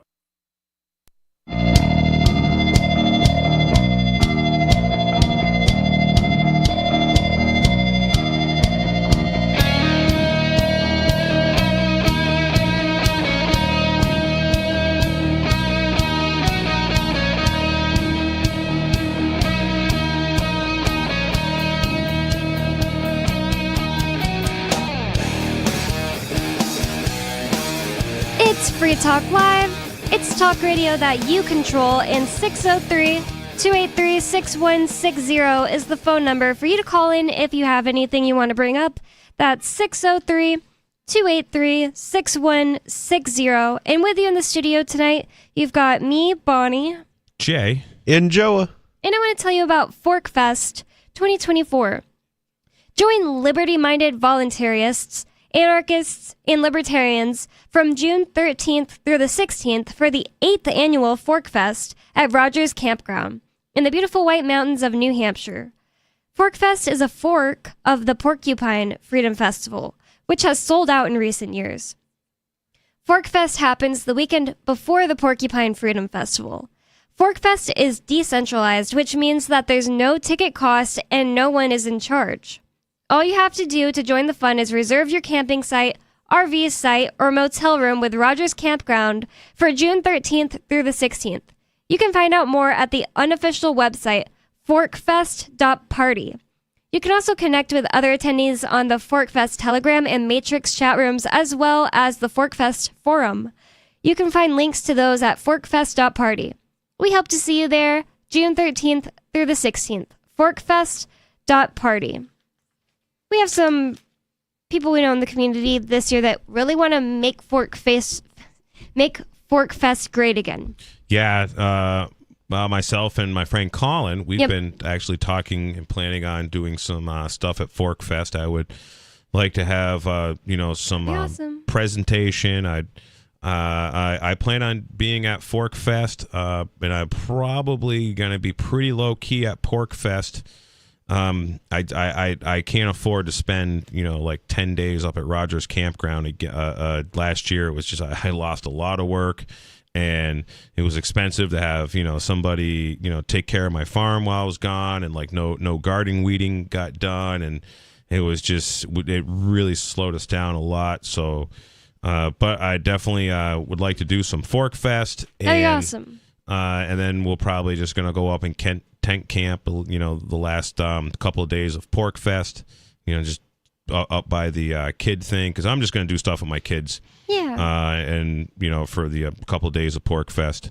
They love running around there, don't they? I always see Jay's kids just all over Pork. Well, at least they your love daughter. it. Yeah. Yep. Maybe the boy can't go as far, but I always see your daughter running around. He can hang with anybody now. Wow. He seems pretty chill. He just loves to climb. He just wants to climb everything. Wow. And he is like a daredevil, and he wants to climb on stuff and jump off of it. Definitely very much different, than my daughter. My daughter still is not as brave, and she's almost 2 years older than my son, and he is just super brave. And you really gotta it's like another thing I've been telling people is like like the free rangers. I'm like parents I'm like you gotta understand. Mom and dad are the frontal lobe until that frontal lobe's developed and made all its neurological pathways. That makes sense. To the brain. So you are the frontal lobe. So you really got to monitor them and pay attention to them, especially the boys, because they're crazy. Yeah. I guess I haven't seen them in a while, because I feel like the last time I saw him, you were asking me to not let him like fall over on the trampoline. So he wanted to be there while the other kids were jumping, but he was just kind of like a baby. Like I was just holding him up, and now he's like climbing trees or something. Yeah, well, he hasn't climbed any trees yet. And we've got some awesome trees. This is New Hampshire. I mean, I grew up 60 miles south of right where we are right now, Massachusetts. Basically the same landscape. Mm-hmm. And there are I was telling my 12-year-old nephew that I used to climb to the top of that tree right there at the farm, and he's like, that thing's like 100 foot in the air. Whoa. I'm like, yeah, I know. I didn't do stuff like that. My older brother would climb trees that were like way higher than the houses, but I loved climbing trees as a kid. Like I had my favorite ones, and me and my friends in the neighborhood, because I am a Zoomer, I'm pretty sure, or Generation Z, or the last year of Millennial, whatever. But everybody likes to say, oh, Gen X is the only generation that was able to just run around till the stoplights or streetlights came on. But I did that, and me and my friends, we would do this thing where whoever could climb to the top of a tree owned that tree, quote unquote. It was just a stupid rule, and I owned King of the Mountain. I owned like all the trees in our neighborhood. Nice. So last segment we got to talk about pigs a little bit. So we had mentioned about raising pigs in concrete floors. So here's the thing that happens. When the pigs are raised on concrete floors, all the outfits I've seen where there are, these hog operations, whether I've seen pictures, I've been to a few of them. There was one that we used to, when I worked in Colorado, my stepfather had a custom harvest crew, and we also had a manure spreading operation. So we had like half a dozen manure trucks. So there was a hog farm that we cleaned up, that we did the manure, and it had a concrete floor, but there's always bedding. So they would use like sand or wood chips, or they didn't really like using like straw and corn stalks because the pigs would eat that. But so there's a big hog outfit, New York State. It's in New York. I can't remember what town, but I was there a few years, about 15 years ago, and they used like sawdust, wood sawdust, because they had sawdust mill not far. So basically, what they would do is there would be like, so the building was like, I think 40 foot wide for where the hog pen was, and it was about 260 foot long. And what they had is they had these 20-foot gates like every 50 or 60 foot. So they would close the section off, and then they would take a skid steer or a loader, and they would push all the manure out, and then they would add more bedding. But they would go in there and keep adding bedding. So they weren't just on concrete. Right. They're trying to reduce. Floor. They're trying to reduce infections and them being amongst their own feces as often as they usually are in their nature. Right. So but they were definitely. It was they had to, like, every day they would take a section of this thing, and like, not every day, but every couple days they'd take a section of this hog barn and they would clean it out. Yep. Or twice kind of like a week. a giant pig hamster cage. Exactly.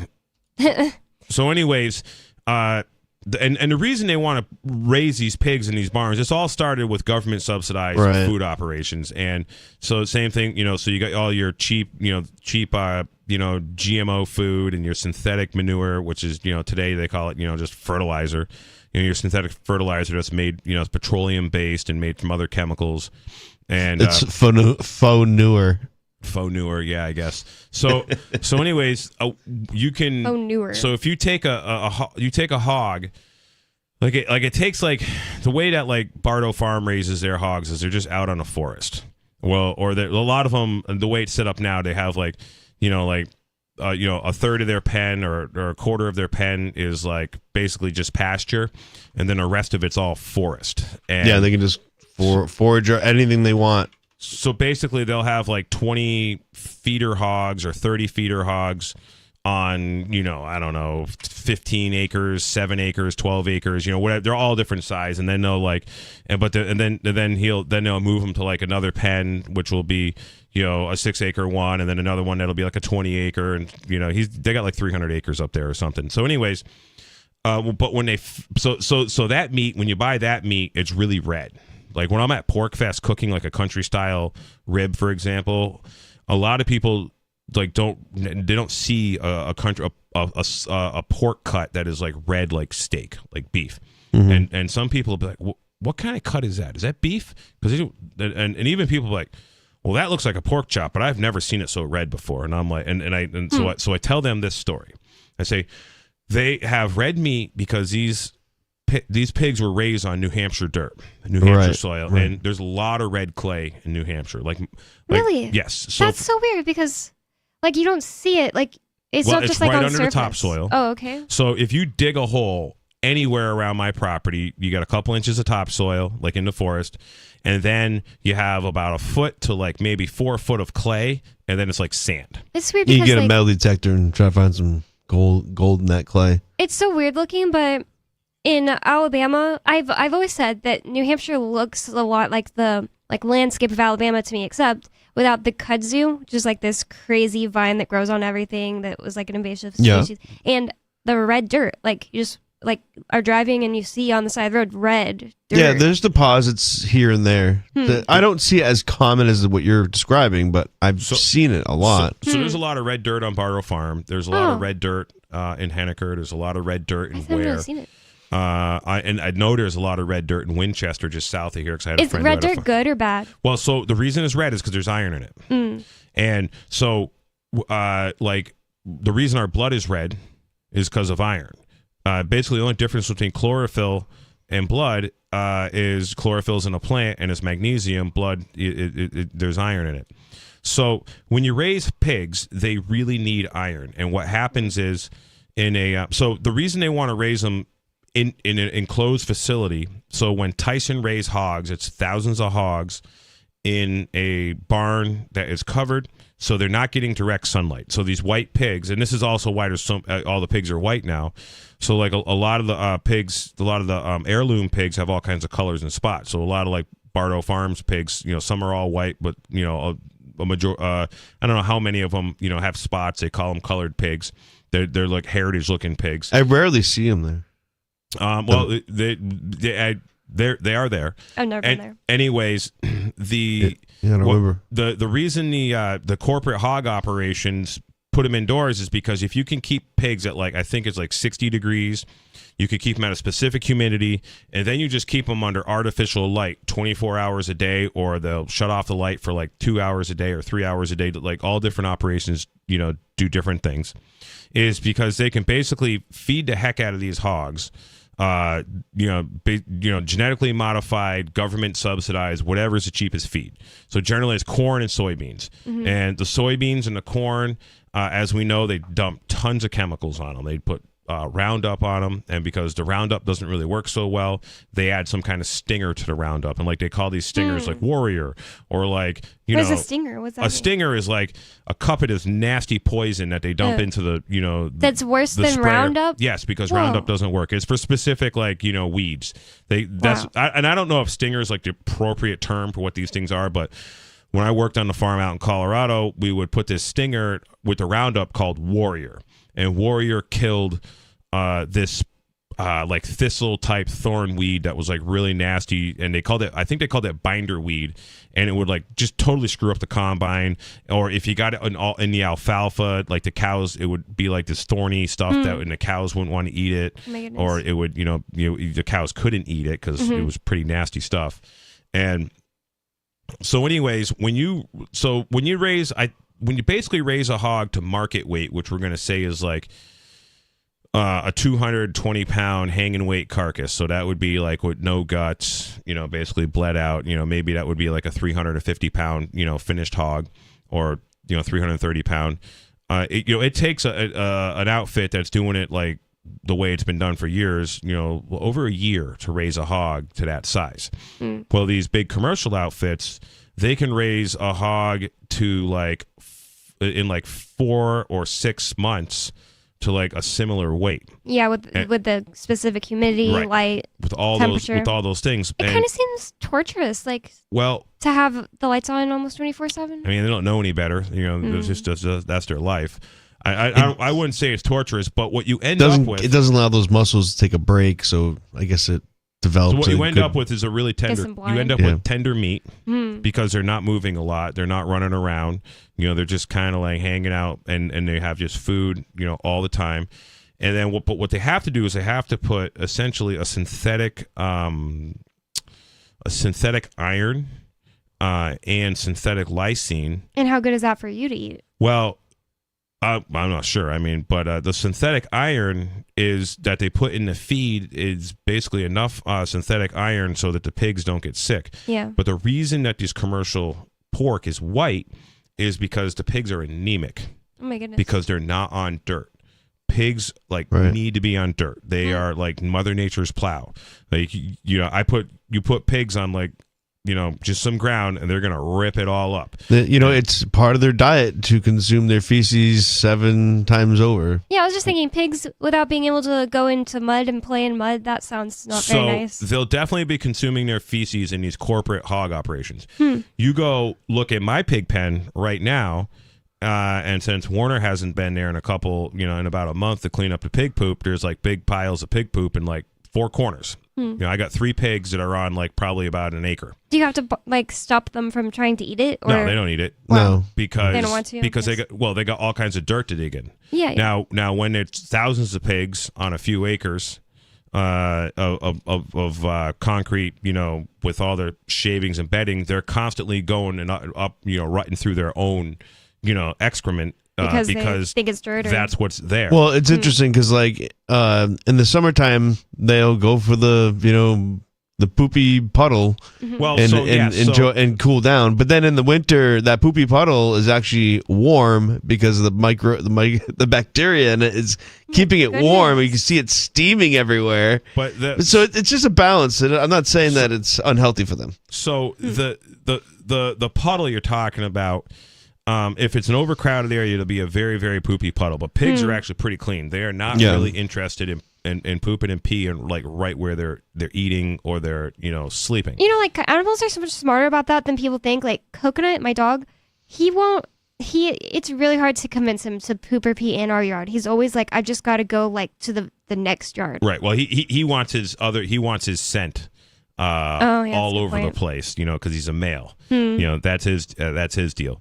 So anyways, pork, the other white meat, was essentially propaganda because when with the farm subsidies, which has just done nothing but make our food just terrible, is degraded our food massively. Farm subsidies and everything that's subsidized is the stuff you shouldn't eat. Yeah, like corn syrup, so we're not having regular sugar. It just tastes worse. Yeah. They're making everything out of corn. Like I think it's maybe even more addictive. Yep. Yeah. Oh, really? Well, look, think of it like this: sugar. If the sugar is what we crave, and if we're getting something other than sugar, though it has the dietary sugars, it's just that we're not getting that pure sugar, so we crave it more. You want to keep drinking it? Yeah, you want. Yeah, exactly. Wow. So purity is important in our diets. Pork, the other white meat, propaganda was because when they started this stuff in the 60s, people were like, "What's this white meat?" And then it used to be just really red, pink. It used to be. So another thing too is like the Tamworth pig has like an inch and a half of fat on its back. So that was like 70, 80, 100 years ago was like the number one type of pig that was raised in the United States because everybody fried their food in pig lard. Yeah. And it wasn't really till, the 50s and the 60s where you had the Crisco, which was basically hydrogenated vegetable oil, leftover kind of garbage from and they convinced people it's healthier than pig lard. So stupid. So and nasty. they lied. They did this in public schools with home ec class. They also did it with like early I TV. remember Crisco being used in my home ec class. Yeah, and they also, there was all this propaganda of, they would give you free cookbooks. And they would say, "Oh, a good housewife uses Crisco, and here's this free cookbook." And they would, and then and Crisco was like a fraction of the price of the pig lard. And then today's modern like Berkshire, what do they call them? Yorkshire landrace kind of pigs that you like see. These are all white ones. They have like when you look at the pork chop, there's like 3/8 of an inch of fat in a lot of those pork chops. And another thing too is the commercial hog industry, they don't want pigs that are huge. They just don't want them big because they're a lot of work to deal with. So, and when you grow a hog, for only 5, 6, or 7 months, it doesn't have a lot of fat on them. When you grow them out, they don't care about that anymore because like fat is also delicious flavor if you're eating like a pork chop. But that's not. There's not a lot of there's not a lot of industry demand for fat because the animal-based fat has been replaced with all of this hydrogenated seed oil stuff that is actually one of the things that are making us super, super, super sick. And super sick, super fat. Along I with agree. when they package these with pork and chicken now, is that they're blending up bugs and they're using that as filler. So to keep an pretend it's eye on fat? the ingredients. I forget the exact Chitin scientific terms. Is one of the ingredients that is like chitin is basically crickets. Crickets. Yep. Chitin? Chitin. Sorry, a little hard to say on the CHITEN. Chit. Yeah, chitin. radio. Yeah. I believe. Wow. And there's like locoso or something like that. It's locusts, so it's like that's grasshoppers, Whoa. right? Yeah, I haven't heard of Locoso, but yeah, there's all kinds of stuff. But basically, the bottom line is you shouldn't be buying. Like another thing. I'm like with parents, like so children are born with like all of the IQ they're going to get, and it's very hard to increase. But you can really decrease it. Poisoning them with seed oils. Well, one way you can decrease it is you can give them fake fat, like the bad fat, seed oil fats, right? So this is your country crock, your buttery spreads, margarine, your vegetable spreads, Crisco, all the seed oils, all the vegetable oils, the hydrogenated Other than, like, oils. You can feed them butter, which is good for them, and my kids eat butter olive all the oil. time. Olive oil, if you're not going to heat it up, is fine. Coconut oil? And I don't really trust olive oil. Coconut oil, it's something. I'm not a big fan of coconut oil so much either. Just really? Because, just a lot of the production of coconut oil and the fact that it's so commercialized, and it's really, it's not like that. It's one of the healthier oils, but I don't think it's the tastiest. And I don't really love it for taste, but ghee is my number one thing. So ghee's really good. The beef suet, the pork lard, like the chicken fat, like the chickens I raise, everybody raves about how fatty they are and how good they are. Yep, I ate 2 for Thanksgiving and they were so good. And so we've done a good job with chickens. It turns out, and it's so much fun to raise chickens with your kids. But getting back to the kids' IQ is like, I see these parents and they're like giving their kids cereal, and cereal is just such garbage. Like, so delicious. Eating any cereal, I don't like it. But it's just, and this is another reason why you're seeing like low IQs and all kinds of health issues and all kinds of problems with city people, missing nutrients, and people who are essentially buying all their food with food stamps. Like and stuff. I know this. I'm not gonna say I know someone that their kid refuses to eat anything else but like his favorite cereal, and I'm like, what's his favorite cereal? I forget what it was. It's just some fruity Cheerio-y thingy. Yeah. But and the thing about, we were talking about this last night with Lori, Nikki, and I think it's so weird when people say, oh, my kid refuses to eat anything else but X. Well, they will figure out that they need to eat at some point if you're just not giving them this they're just gonna die. I mean, they might get like leukemia young or something. I'm not even joking. Like, you don't have the right nutrients to grow bigger, you're going to develop some sort of problem. I thought you were saying they're going to die instead of eating the Cheerios. I was like, no, I think that they'll just eat something, So if you're literally feeding your kid candy, which is, sugar is a gateway drug, right? Yep. And if you guys want to learn some stuff about sugar, there's a really good lecture out there called Sugar, the Bitter Truth. And then there's another one called Sugar, the Bitter Truth 2.0. And like, this guy, he gets into the science about the addictiveness behind sugar, and he's like, and how a calorie is not a calorie. And he talks about the difference between like cane sugar, beet sugar, and beet sugar is really bad. Beet sugar is like tons of Roundup, in it. And then he gets into the high fructose corn syrup, and then he gets into these synthetic like sugars. I think the safest stuff. The safest sugar that I would condone, but I do consume other sugars, but the safest sugar would be maple syrup. Because it's like, you're just boiling down sap. That's it. It's one of the best, too. It's just so good. Pure maple syrup, too. I plan on doing it this upcoming season. So the thing with maple syrup is a complex carbohydrate chain. So it is actually food for like the brain, and it's really good for because your brain needs sugar. I was just learning about this, that sugar is like the number one thing that your brain uses. Yeah. So there was Andrew Huberman. I don't know if you guys know who he is, but he's like a really good guy to listen to. He's a doctor, and he talks about. I've been listening to a lot of his stuff, and he was talking about how like your glucose level can basically affect like your brain function and what your glucose level is. And a lot of people are using like energy drinks and candy and stuff like that to get their glucose level up. But the bottom line is, parents, if you're feeding your kids cereal, if you're feeding them processed food, if you're feeding them stuff out of a can like Chef Boyardee and ramen noodles and chips and just that kind of letting them drink juice of any kind, like pasteurized crap. Honestly, any fruit juices are not really good for you. Even if it's just a juice, pear or orange, you are diminishing your child's IQ. You are setting them up to be lower IQ. Yeah, when you peers. separate it from its like skin is what you mean, right? Because when you juice it. You just the whole thing. 603-283-6160. More coming up. We'll continue this conversation. It's Free Talk Live.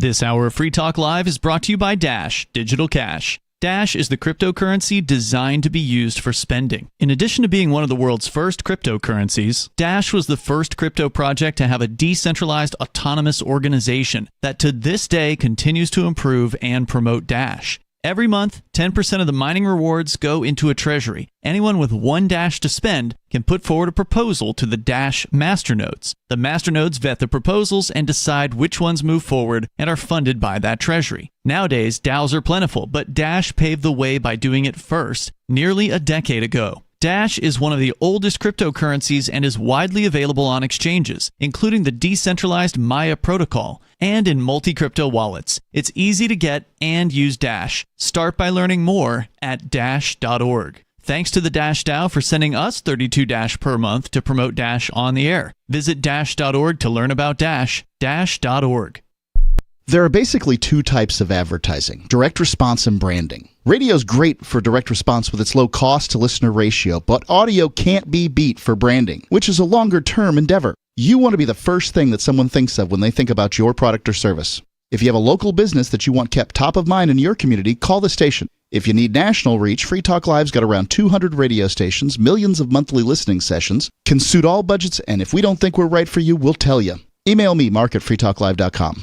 Tired of cancel culture? Sick of mega tech corporations holding an axe over your head? Join the LRN.FM Matrix chat server. It's self-hosted, so no one else can tell us what to do or say. Don't like the existing channels? You can make your own. You can even connect into some of our channels from other Matrix servers. It's federated. For the full LRN.FM Matrix experience, though, you should join our server via the step-by-step instructions at chat.lrn.fm.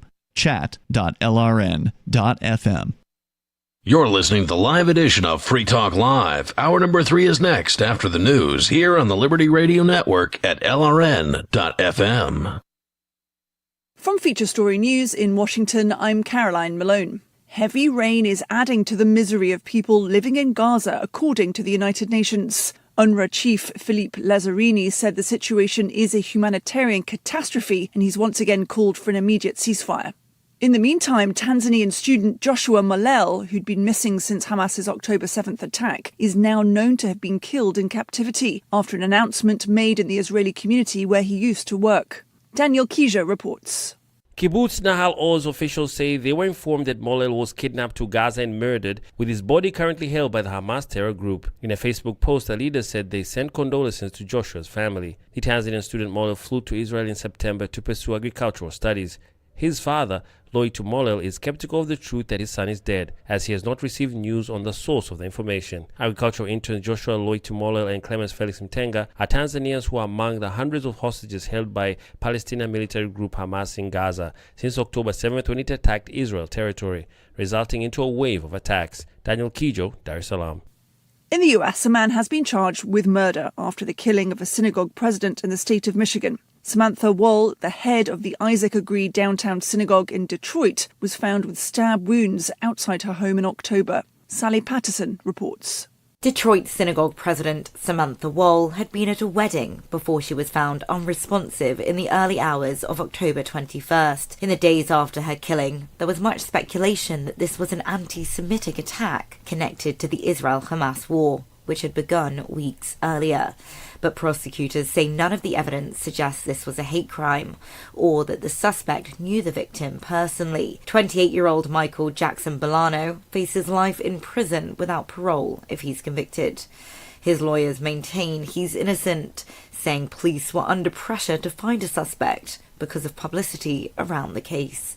Sally Patterson, New York. Dozens of pharmaceutical companies in the US are being hit with penalties for charging prices deemed too high by the Biden administration. The White House says these inflation rebates will reduce medication costs for the most vulnerable in society. Benji Haya reports. President Joe Biden's signature Inflation Reduction Act, a piece of legislation passed last year, includes a provision to penalise drug makers for raising prices faster than inflation. According to his policy, 64 drugs fit that bill and will be subject to these rebates next year. The aim is to save users $25 billion annually by 2031. Inflation has declined by 2/3 since hitting a 40-year high in June 2022, but it still remains above 3%. Benji Haya, Washington. From bureaus worldwide, this is FSN. European leaders have agreed to officially open accession talks for Ukraine to potentially join the bloc, a huge breakthrough for Kyiv while it's trying to get continued support from its European and US allies. Earlier, Prime Minister Viktor Orban of Hungary said he planned to veto talks, but in the end he abstained. That was after the EU released €10 billion worth of previously frozen funds for Hungary. Pablo Gutierrez reports. On the eve of the summit focused on Ukraine and its potential EU accession talks, Hungary received 10 billion euros in EU cohesion funds. That's about a third of the total previously held back by the EU due to concerns about rule of law and corruption within Hungary. Prime Minister Orban has opposed further EU aid to Ukraine and accession talks. He previously linked his support for a 50 billion euro aid package for Ukraine to the release of these funds. The European Commission denies any quid pro quo with Hungary, saying that it was the laws that Orban's government passed to strengthen the independence of the judiciary that led to the release of the funds. Pablo Gutierrez, Budapest. A British Member of Parliament faces suspension after being caught offering to lobby for gambling companies. Julia Chapman reports. The House of Commons Standards Committee has recommended that Scott Benton be suspended for 35 days. It described a very serious breach of the rules after journalists posing as a fictional gambling firm carried out a sting. The report said the MP suggested setting up meetings with government advisers and putting forward questions in Parliament. Benton has denied wrongdoing and insisted he never agreed to anything that would breach the rules. Julia Chapman, London. And the main news again. The UN is warning heavy rain is making the humanitarian crisis worse in Gaza. That as a Tanzanian student held captive is confirmed dead. A man has been charged in the US over the killing of a synagogue president. And US drug makers will be hit with penalties for pushing up prices. There's more from us on Twitter at Feature Story. And that's the latest from Feature Story News. Caroline Malone reporting. In Baltimore, the streets have gotten safer thanks to the success of the new Permanent Daylight Initiative, which aims to prevent crime by illuminating the entire city 24 hours a day using high-powered floodlights. It's just that it's so bright all the time, even in the rain. City officials say there have been zero violent crimes since the start of the program, except for one man who vandalized the light by throwing his body off a building into it. Now let's set our crosshairs onto Mountain View, California, where Gmail servers were down for nearly 2 hours today. In an online statement, the company said, "Tremble before Google. With the mere flip of a switch, we can bring you to your knees." After reestablishing service this afternoon, Google changed its logo and released a statement saying, if not appeased with a 20% increase in Google Chrome downloads by the next vernal equinox, they will take back their generous gift unto mankind of colored conversation labeling. All right, you can take off your helmet. You have survived the News Blitz. This is the Onion News Network. Don't miss a moment of Free Talk Live. Get our archives daily via our podcast at feeds.freetalklive.com.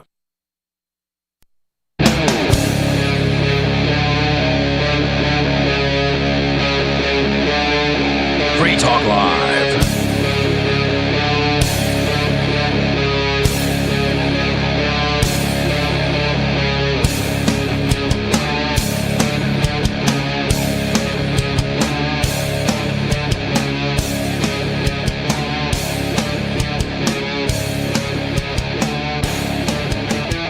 It's Free Talk Live. It's talk radio that you control. This is the last hour for tonight of Free Talk Live, so 603-283-6160. That's the phone number for you to call to get in on the conversation with us. That is 603-283-6160. And with you in the studio tonight, you've got me, Bonnie. Jay. And Joa. And we've been talking about so many different subjects tonight, but I wanted to move on to this story from Al Jazeera. I had one that said, what are the environmental impacts at the war on Gaza? But it was a video. I didn't realize. So I looked it up again. Al Jazeera had one from December 5th that we hadn't covered. So let's just read this one. It says, is Israel's Gaza bombing also a war on the climate? And the thing about it is, maybe some of these things I can't really say that I know for sure change the climate, but I know what hypocrisy is. I know that when something goes boom and you make a big giant fireball, I mean, you couldn't imagine how destructive that is to the earth. Yeah, right. I mean, no matter how much that we change it to make it a city, you're still blowing something up that requires to get more resources. It's not just, the fireball that happened right there. Mm-hmm. You're going to have to fix it. You're going to have to use resources from around the world to build these structures again. It is horrible what they've done. It is. I was just saying, I don't know I don't have a belief about the climate change specifically because I don't just believe things. Like, I like to know facts about it, and I haven't looked into it like that. But I do obviously believe that there are things humans can do that are bad for the environment. Yeah. Well, think about this. Every time they shoot off a Tomahawk missile, roughly 500 ounces of silver is just blown up. It disappears? Disintegrated. Yeah. I thought silver was... I mean, it's going to be hard to find, if anything, but I'm pretty sure it just disintegrates and like just So silver isn't like dust. gold, like an eternal... I forget what they call it, an eternal material or something Well, think like of it like this. It's on chips, right? So they're using it for soldering and for the connections and these things, so they're fast, responding, because silver is the fastest conductor, right? So they have to make these things to respond fast. And if it's all spread out amongst chips thinly amongst, 500 ounces spread out thin, and you just blow it up into a big fireball, that is scattered everywhere. Okay, that makes sense. You really just can't find like little chunks of it anywhere. It's all gone. So that, and how long does it take to get 500 ounces out of the ground? Like, how much labor? Depends on the operation. I know, but like it means something significant. 500 ounces times, let's just say 25. That's a lot of money. $25. It's like 500 ounces in like a typical bomb, is what you're saying, or you just kind of make each Tomahawk missile. Tomahawk missile. Yep. Oh, okay. So. And more in other missiles and other technology that gets blown up constantly, the silver is like the least offensive of all the chemicals. And not to mention even like the bullets that have depleted uranium. Sure. And people like, why do they use depleted uranium? Well, it's uranium illegal, to make right? a bullet. Technically.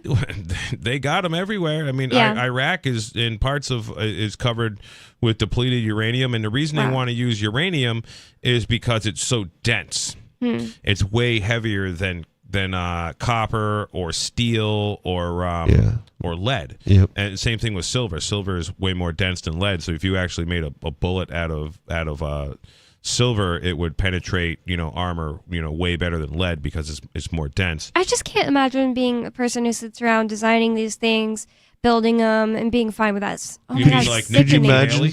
No. Could you imagine being like a war sort of inventor? No. So you invent things for war, or people and who you see how profit much off war. It's like just John as- Stark and Iron Man, right? Like I imagine like that's how these people live their lives. Right. Like it's just as crazy as like sitting whenever you learn about like the Spanish Inquisition and the people sitting around thinking of new ways to torture people. It's just as crazy. Yeah. We should consider it crazy. When people become in such positions of power, there's no check on them. And then they end up being like, a Hunter Biden, for example, just able to get away with all this kinds of stuff forever and forever. And just because for for at least one generation, that family or a couple generations, they've been able to get away with all kinds of, horrible things.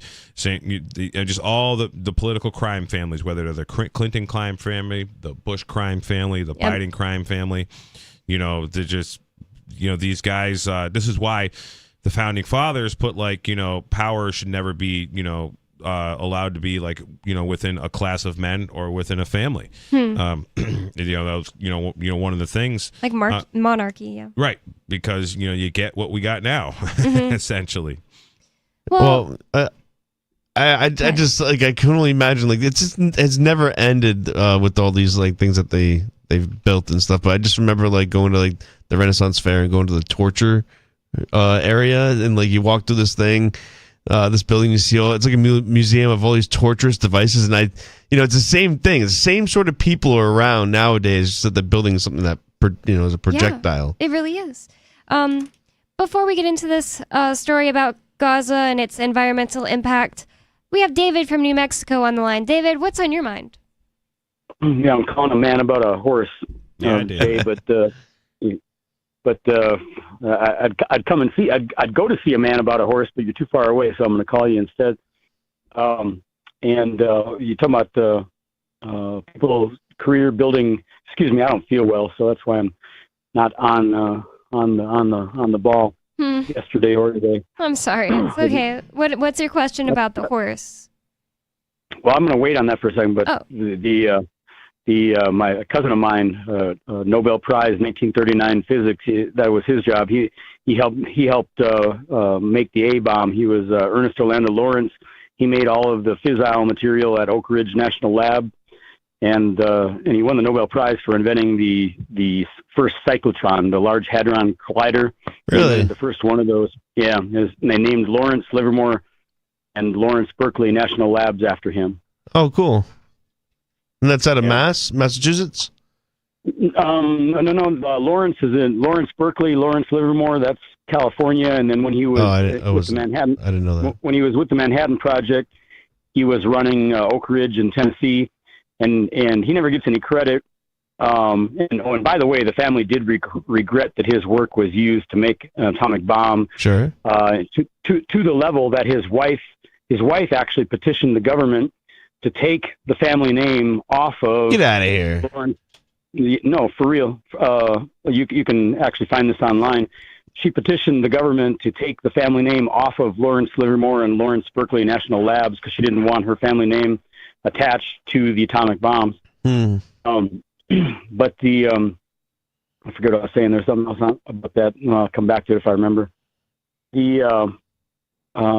Let's go back to the beginning when I started listening. Oh, and I called right now, Bonnie, because you said you wanted to move on to whatever jive you wanted to move on to. I'm being silly. I'm not actually criticizing you. Job? But I don't want you to move on. I wanted to stay with the agriculture, and so that's why I called now to interrupt. It's to up intentionally to you interrupt guys. you. You can bring up whatever other topic you want. That's right. That's right. This is Talk Radio. We control, right? Yes. We control. Right. Well, it depends. If you're in the controlling mood, you can call up and control it, and if you're not really in the controlling mood, you can call up and troll it, or you can derail it. Or you can derail it. Right. So, excuse me, Jay. Though that was actually you're talking about pigs. That was one of my, as a small child, one of my many jobs on the farm was to go get 5-gallon buckets with a spade. 5-gallon buckets of black soil and take it into the farrowing barn to each of there was like 32 sows in there. And when they had littered, then bring them, I don't know, a couple spadefuls every day for the little pigs to root around in so that they could get their iron naturally instead of having to be injected with iron shots. Right. And one step better would have been to have, instead of having farrowing crates in a farrowing barn, you'd have put them out in the pasture and put the crates out in the pasture, if you use crates at all, so that the little pigs could run around and in the soil themselves without being in the barn. It's chitin is what you're talking about, Jay. The chitin, it's chitin. Oh, the cricket. Exoskeletons of crustaceans. Oh, yes. That does sound familiar. Thank you for that. No sweat. Which I've eaten chitin all my life, because when I eat shrimp, I usually don't bother to peel them. I just after they're cooked, I just pop the whole thing and chew up all the chitin with the nice shrimp flesh. Let me ask you this: I was talking to Bonnie earlier about this, but do you eat the actual fin, like the shell of the shrimp? Oh yeah, the shrimp tail. That's what I'm saying. The chitin. I just pop that whole sucker in my mouth and I chew it up. Yeah, it's delicious, right? It creeps me out. Yeah, it's got better. It adds to the flavor. Absolutely. If you just chew on that at the end, you get like probably more of the flavor out. I think it's just not soft, whatever. But you break it down, it eventually breaks away. You can swallow it. I don't like them. I think they're gross. I feed it to my dog. You need to try it. No. By the way, if you actually order your shrimp or cook your shrimp battered and deep fried, butterfly, jumbo shrimp, whatever, you're eating the shell anyway, because that's in there. They're not peeling those butterflied shrimp and then battering them deep frying them. I don't eat that. It's fried in a bunch of crap. Well, you should. It is, but it's tasty every once in a while. You got to have some guilty pleasures. Yeah, it sucks. They do smell like they would be good, but I don't think I've ever had it, because I used to not even like shrimp, and then when I started eating meat and stuff, I started eating it. But thank you for the call, David. Thank you for calling. He's got a horse question. Oh, I didn't hang up on you. David, are you still there? Yeah. Mm-hmm. Oh, sorry. Can you go ahead and ask your horse question? Yeah, and it's not just one question, so you can give me whatever time you want on horses, and then I'll call back next week and ask about horses again. Okay. What did you want to ask? Jay, what I mean, I grew up on a farm. I had a horse out in the pasture whenever I got in the mood, which is basically every afternoon. I'd go out there and throw a bridle on. I wouldn't waste my time putting a saddle on, but I'd throw a bridle on. This was a three-quarter, and 1/4 Arab, and the sucker liked to run, and so I just get out on bareback and go down the field path at 35 miles an hour or whatever, which is quite an amazing experience if you haven't done it, especially if you haven't done it bareback as a 12-year-old. All my life I've wanted to get to the point where I can actually buy a horse or 2 or 3 or 4 or 6 again and play around with them. But since I finally got around to actually seriously thinking about it, which I may or may not accomplish, it occurred to me that with the expense of horses, which can be and actually is, if you pay cash for a $2,000 motor vehicle, a horse is going to cost you way more than that motor vehicle is going to cost you. So it occurred to me that it might be a wise, smart financial move to, instead of just buying a horse, buy a papered horse. And then so I started to think about papered horses. My favorite papered horses are paint horses. However, it then occurred to me that why do I never see, and this is the first question, why do I never see paint horses that are basically quarter horses at rodeos? Do you know the answer to that question? Well, so when you say at a rodeo, so are you talking about roping? We're not talking about rough stock. Oh, and by the way, I did ride. You're talking about a cowboy's horse. Stock. A cowboy's personal horse. He's either bulldogging off it or exactly. team roping or barrel racing. Barrel racing and roping. I'm not talking about rough stock. So I will tell you that the paint horses are considered to be flashy, and just because they're flashy, good-looking horses, they just bring a lot more money. So, the thing is, if you're at a horse auction and there was a paint horse going through there, especially if it looked like maybe one you saw the week before or the month before, probably something wrong with it. So, it's either going to buck you off or it's got a lameness issue. And I will tell you, a lot of my experience with the paint horses, when they've bred them specifically for the color, and that's what they're looking for, there's a lot of other traits that sort of become diminished. Like they seem to either break down a little bit easier, or they'll maybe sort of have a bad attitude. And a lot of the reasons, so a lot of the roping horses, for some reason, they're just ugly. Like the best roping horse, one of the best roping horses we had, had a short little neck. He had a big head.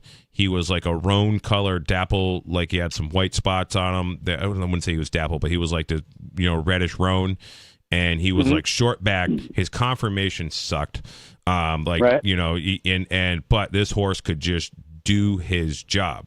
And the other thing too is a lot of the really well made roping horses, from the cowboys I roped with, they were basically horses that they couldn't sell for, yearlings as high dollar. So they had these horses just hanging around that would sort of, that they just used in part of their operation. And if the horses didn't get hurt in the operation, and they lived to be, old enough to be mature, to be really good, then it takes a long time to make a rope horse, for example. You're not roping off a 3-year-old, and because it's just you can start them, but you're not going to a rodeo and performing on like young horses. And so a lot of the guys that were breeding horses, they would, from what I could tell, the good-looking, flashy yearlings you sold for good money, and then the horses that you worked on the ranch, it was something that wasn't of a high-value horse. So if you were a car dealership, you wouldn't take the flashy platinum F350 and throw a wrecker body on it and go haul cars with it. You would take something that was beat up and not good looking and go do that job with it, because the flashy truck was worth the money. So I want to give you a little suggestion, David. If you kind of like horses, I want to recommend, if you want to write this down, and check these guys out on Spotify. So there's a band called Corb Lund and the Hurtin' I know him. I've known Corb Lund for 20 years. Oh, all right, awesome. So actually longer than that. I discovered Corb Lund in 1999. Well, like I love like that song "Raining Horses" and "Veterinarian Blues," because it just kind of like, you know, I my life was like that, you know, up until about, you know, 12 years ago, especially growing up as a kid, like all that, you know, talking horse trading, cowboy, you know, rodeo, you know, kind of country music just, you know, resonated well with me. But I'm glad you know who Corb Lund is, because I love that kind of music. Yeah, he's good. So the and where I was going with that question is, so if a person, you know, my favorite animal is a paint horse that's in the quarter horse conformation, because they're basically a quarter horse. But what I was wondering is, and you kind of answered that, and I didn't expect that the paints would command, would command more money, because I thought the non-paints would, because apparently people at the rodeos were avoiding them. And so what I'm looking for is if I wanted to have horses and make a little money by doing a little bit of breeding and training and then selling them off to help pay for their room and board, are you in a better position if you're breeding papered paint horses or papered quarter horses, or what? Well, it depends who your clientele has. So, for example, rodeo cowboys are not paying big money for horses. Understand that. It is the lawyer's wife. It is the doctor's wife, the trophy wife, that is going to pay the big money for the horses. So they are going to sort of command, you know, the marketplace for these flashy, good-looking, because, you know, it's the rich wife that is the one who's going to, you know, pay the money for the good-looking horse, to where the cowboy don't care what that horse looks like. Right. You know, he's all about the utility of that horse, right, not the looks. So the answer to my question then is, I don't need to, if I want to try to get a little payback for my room and board that I got to put up for, I don't need to avoid a good-looking paint horse breeding line, is what I'm hearing from you. Right. So the thing is like, you know, lesson horses right now are really bringing huge money, like good lesson horses, and a lot of like a lot of horses that were trained to be reining horses. And you know, reining is you know, if anybody wants to YouTube reining, reining's those horses are very well disciplined and well trained. And those horses are also real happy just to be kids riding horses a lot of the time. They make really good riding horses. The other thing that commands the best money is small ponies that are super broke. Will bring hundreds of thousands of dollars. What do you mean broke? Like broken in, like they're not fighting? Well, a broke horse is super a horse friendly, that is trained very well and responds very well. So if you like bring up a video of like a reining competition, you'll see what these horses are doing. They spin around, they slide. They're like, that's a broke horse. He just does his job really good. Yeah. If you look at like the pony hunters, so a pony is a horse that's under 14 two hands, and there's 4 inches to a hand. So and so if you have like medium and small ponies that are really broke, like a 7-year-old kid, a 6-year-old kid can get on it and ride it and not get bucked off and have a good time.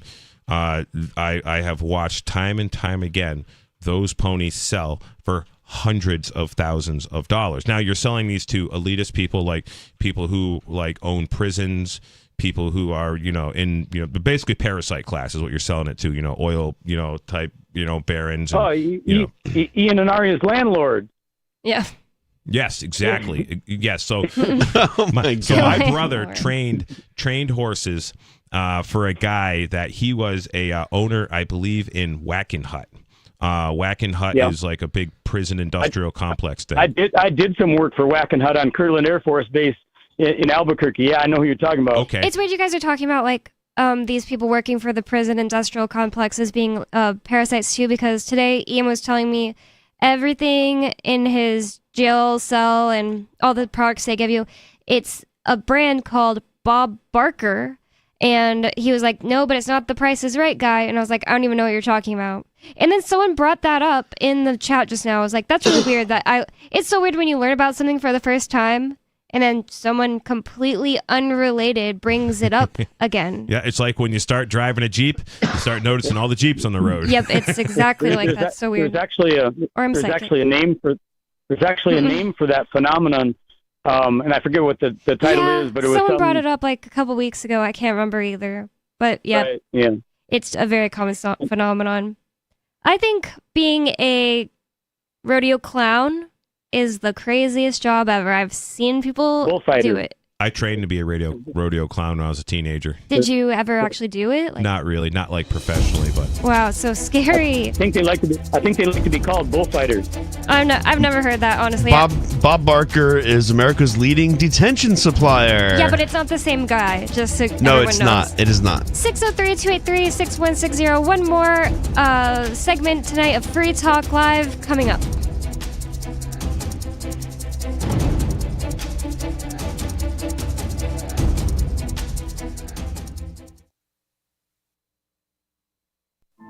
The zebra of the plains is perpetually hunted by a myriad of merciless predators.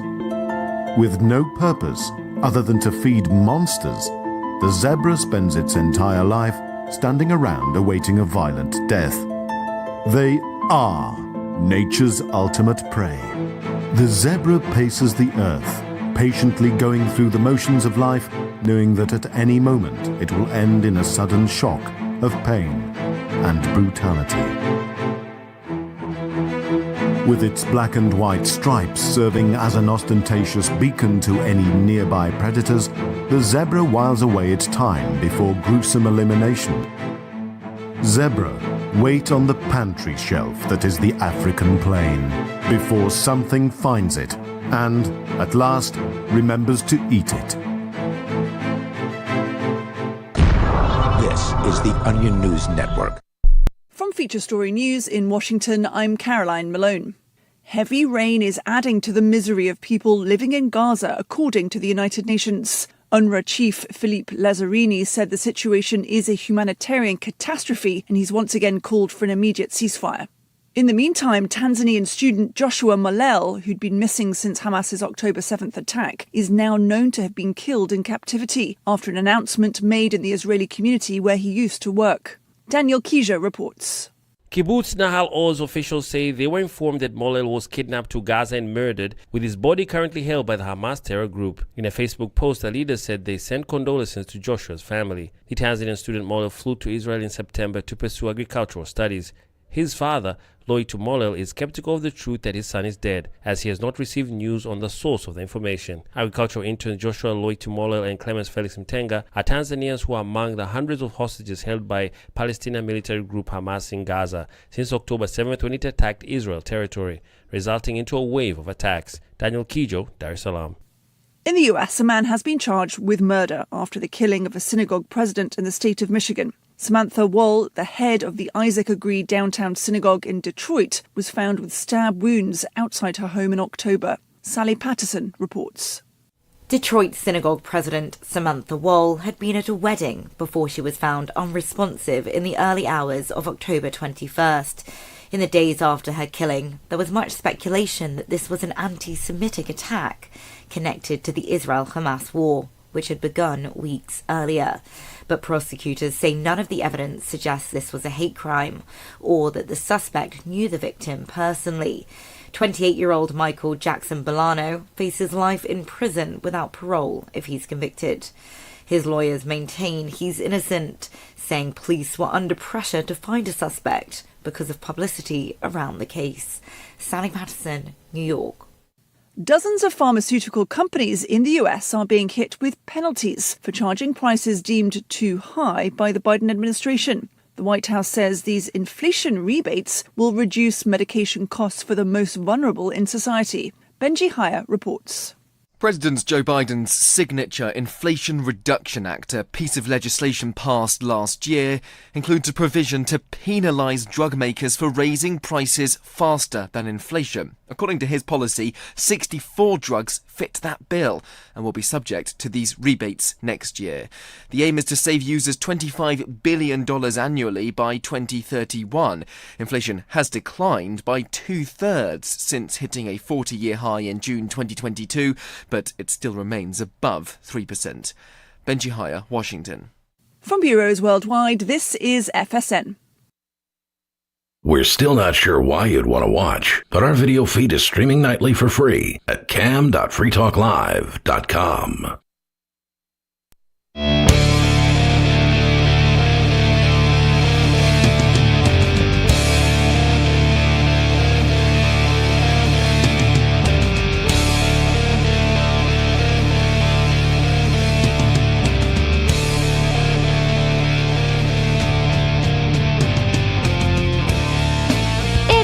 Talk Live. It's talk radio that you control.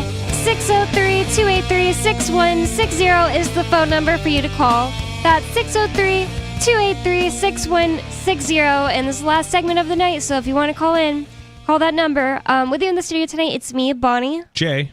And Joa. And we were just about to get into the environmental impact of this genocide in Gaza. I don't really think it makes sense to call it a war. God. Are there two sides fighting back and forth? Yeah, which is basically nothing new. Mm-hmm. So even as far back as, so I'll just read a quick clip here. Mm-hmm. In the award-winning article, Fluoride Teeth in the Atomic Bomb, journalists Chris Bryson and Joel Griffiths discuss how the first lawsuits against the U.S. A-bomb program were not over radiation, but over fluoride damage.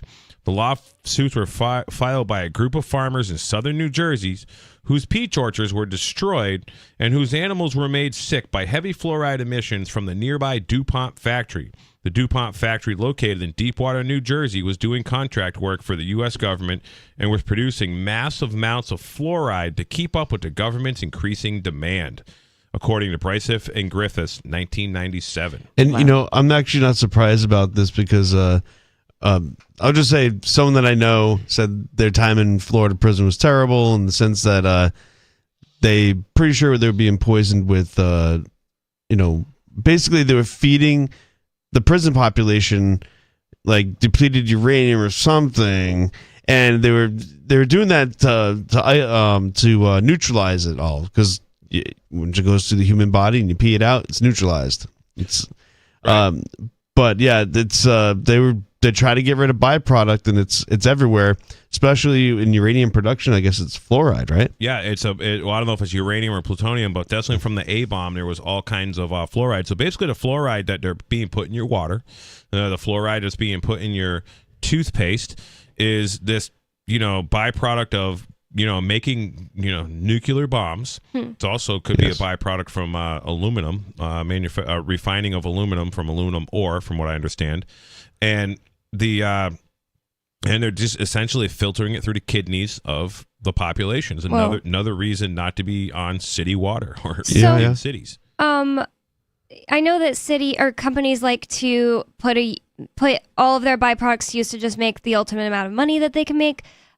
Is that all this is? Like, do you think that they basically brainwash dentists to tell them that's good for your teeth so that way they could get rid of this byproduct they needed to sell? Or it's totally to make us docile in the sense that a pineal gland is supposed becomes calcified. Yeah, and fluoride. It's funny because Hitler was very successful at doing this against the Jewish I've population. Heard that he used fluoride, but he copied it from the United States. Oh wow! So actually, two places. Rhode Island was the first state to make it like law, like a mandated thing for towns, but only half the towns do it.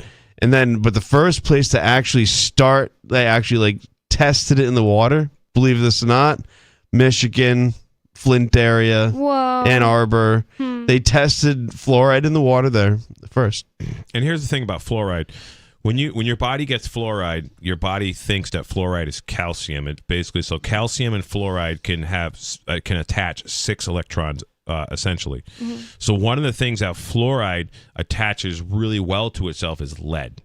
So this is where lead generally isn't really an issue if it's in the water or in the environment. It'll mostly just pass through your body from what I understand. But as soon as fluoride becomes part of the ingredients, now fluoride is like the catalyst for the body to really absorb the lead, hold on to it, and cause some serious damage. Whoa. I used to I participate in a lot of anti-fluoride activism in Denver, Colorado, with this group called wearechangecolorado.org. Basically, it was kind of a spin-off of Luke Rudkowski's We Are Change. It was like a subchapter.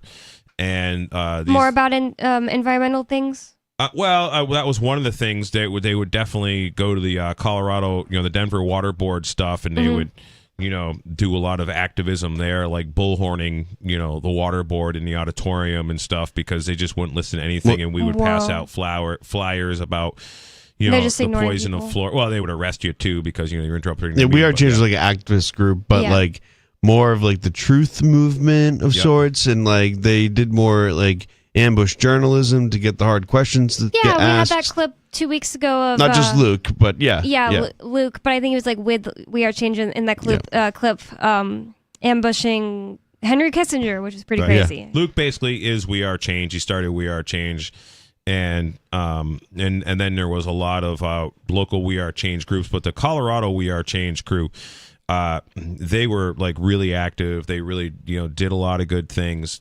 They spread a lot of word. And the other thing too that happens with fluoride is the reason the municipalities use fluoride is because there's a lot of federal financial incentive money coming into these little municipalities for poisoning the local population with the fluoride. It's terrible thing. So what are they doing in Gaza? What stuff is this going to lead to? Are they going to start being like, oh, you need uranium in your teeth in 100 years in Gaza? This story from Al Jazeera says, is Israel's Gaza bombing also a war on the climate? Gaza's water, soil, and air have been devastated, and reconstruction will add to the carbon emissions. And that's what Joe is saying, too. And carbon emissions are total garbage. My thing is the hypocrisy, Right. Like, these are the same people that are, the same countries and politicians that are backing this war are the ones that want to control your life and not let you buy a F-250 or whatever. Right. Isn't I'm gonna bring this up. Isn't Bethlehem where Jesus was born? Yeah.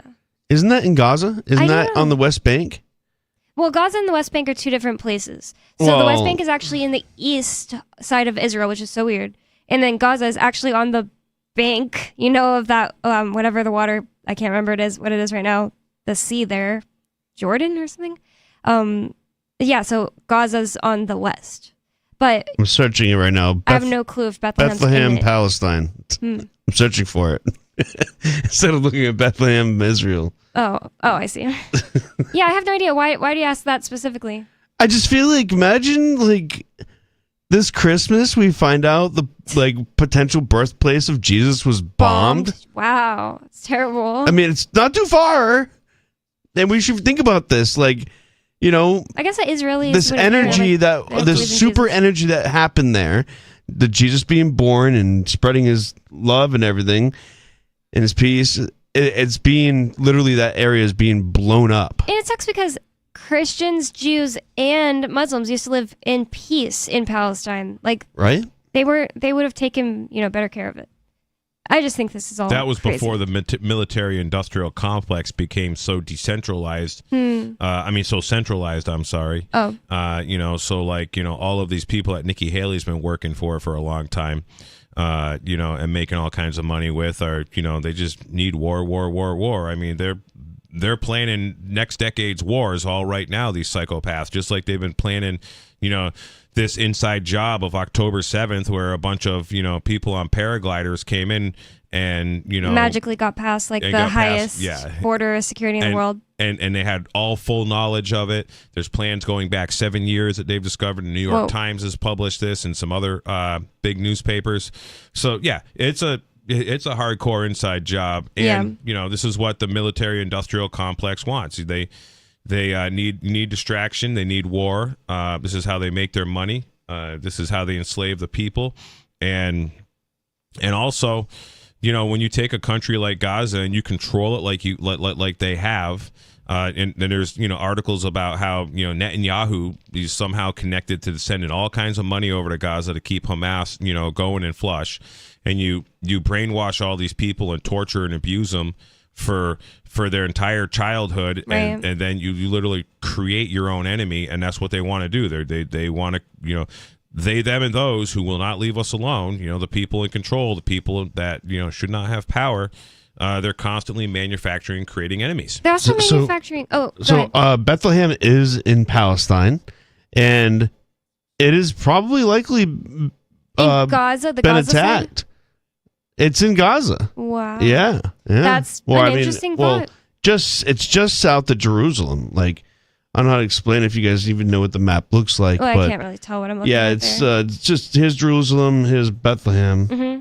and I just feel like, I just wanted to think about that for a moment. Yeah. What does Jesus and Christmas have to do with each other? I think people made that He was up. born on Christmas. He was born on That's how that's the story. From what I understand about the Bible, the Jesus was born while the shepherds were in the mountains grazing the sheep, and they weren't doing that in December because there was a bunch of snow in them there mountains. Oh, is it snowing? Does it snow in Israel? So in it had to December? be like April. Wow. When they were grazing the sheep. I have heard of people Is it say snowy that right now in they're- Israel? Well, I don't know. It but might be, especially in the mountains. I don't know. But you're not in the mountains in the northern hemisphere in December Yeah. grazing sheep. And I have heard, I don't know the details about it, but I have heard people say that Jesus was likely born in April. Don't know what that is behind it, but I think that the reason that we say that Jesus was born on December 25th, it's tale as old as, internet All the other conspiracy theories. prophets. It's just telling a story about the sun. So the sun starts being, it goes The from the days start shortest getting days to longer. the first time it's a baby sun, and then it gets older. It's like the strongest in the summer. It's an old man in the fall. Then it dies on the solstice, and then it's like born again. And the Christmas tree, where does that come from? Probably pagans. Right. So the guy's name was Nimrod, King Nimrod, who basically, banged his mother and made babies with her. Is that So- like Babylonian or something? Well, I don't know. But I don't know. the story I heard was that if anybody, he loved his mom so much, had babies with his mom. This is where, you're a So Nimrod weird. comes from. So he basically had a bunch of retarded kids. Whoa. And then they had the fir trees, the Christmas type trees, going up to the castle. And if you basically didn't, and December 25th was his mother's birthday, and if you didn't worship his mother and bring his mother gifts, Nimrod would have you decapitated, and Oh they my would God. hang your head by the hair. So this is the Christmas bulbs that hang from the Christmas trees. Oh my God. Leading up to the mother's castle. And this is actually a thing I heard on Coast to Coast AM years ago, and then I read some stuff all about this King Nimrod. And but yeah, it's pretty interesting. But it's just a commercial holiday to encourage materialism, and sort of young children get very excited about it, and their brains get developed into this materialism mindset, and then believe it. expectations, and it really drives the economy hard. And I kind of hope that the Christmas season is very poor for big corporate consumerism. I told my mom, I was like, no, I don't want any gifts, because if I give you a gift and you don't like it, or it's the wrong color, or blah, blah, blah, you can't return it, and you're stuck with this gift that reminds me of me getting the wrong thing for you all year.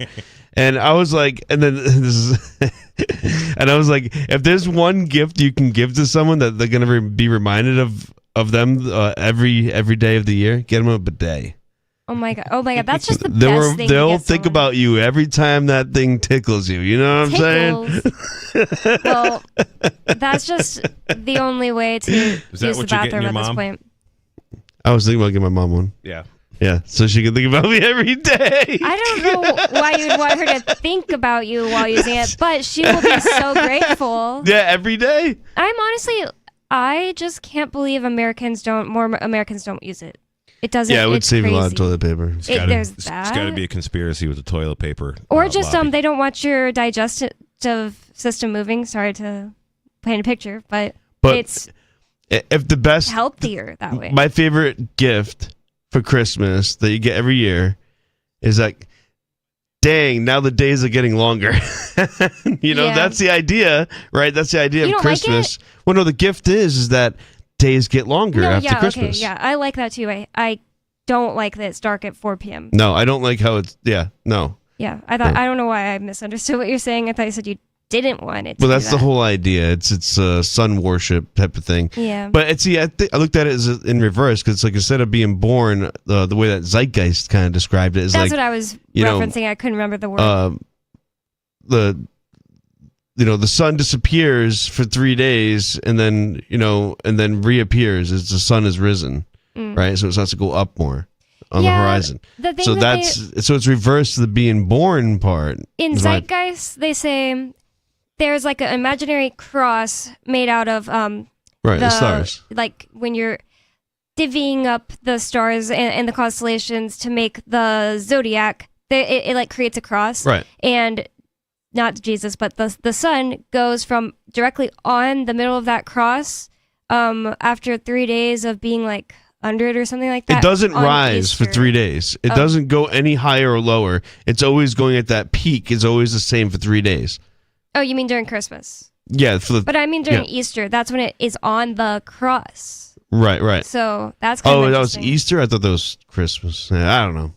I don't know. We could be both wrong You because gotta I'm watch just kind of, Zeitgeist again. Because Yeah, they I had didn't it even right watch apparently. Zeitgeist. Instead of reading books, I'm gonna watch this movie. Yeah, I listened to Mark Passio talk about Zeitgeist. I never even saw it myself, I so I see. could be wrong too. But we all brought all that up because we're talking about Gaza, and I think this is hilarious. Apparently, the United Nations Summit on Climate Change is called COP28. COP. Yeah. Says many of the world's leaders are gathered in Dubai for COP28, the annual United Nations Summit on Climate Change. Some 2,400 kilometers, which is 1,500 miles to the west. Meanwhile, Israel's war on Gaza is raging. 60 days into the war, Israel's bombs have killed at least 16,000 people, and this was December 5th, including more than 6,600 children. But Oh my increasingly, experts are also worried about its effect on the environment and on Gaza's ability to combat climate change. Oh my gosh, that's just kind of funny. Like That's nothing compared to what the Americans killed in Iraq for children. It Yep. was, Hillary cackles, Ugh. with glee about the 500,000 she claims, and I've heard numbers where it was 1.5 million, Iraqi children were killed. Yeah, they don't want to tell the truth. Right. Don't have to. I believe it, but even this is just adding to America's numbers, really, because America's supplying a bunch of this Yep. stuff, encouraging with- this war. Without America, stealing, I don't know how much money, billions of dollars per year from its poor people and giving it to the rich people over in Israel, which is, financial aid, Israel would not exist. Insane amounts of money. Right. It's like if it $4 wasn't- billion a year. I thought it was like 15 billion a year, but I don't know. But it's crazy. Just for Israel, I think it's like almost $4 billion. Okay, well, but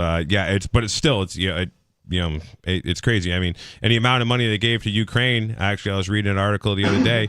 Something like half of that money they've given to Ukraine was used to buy U.S. Treasury bonds.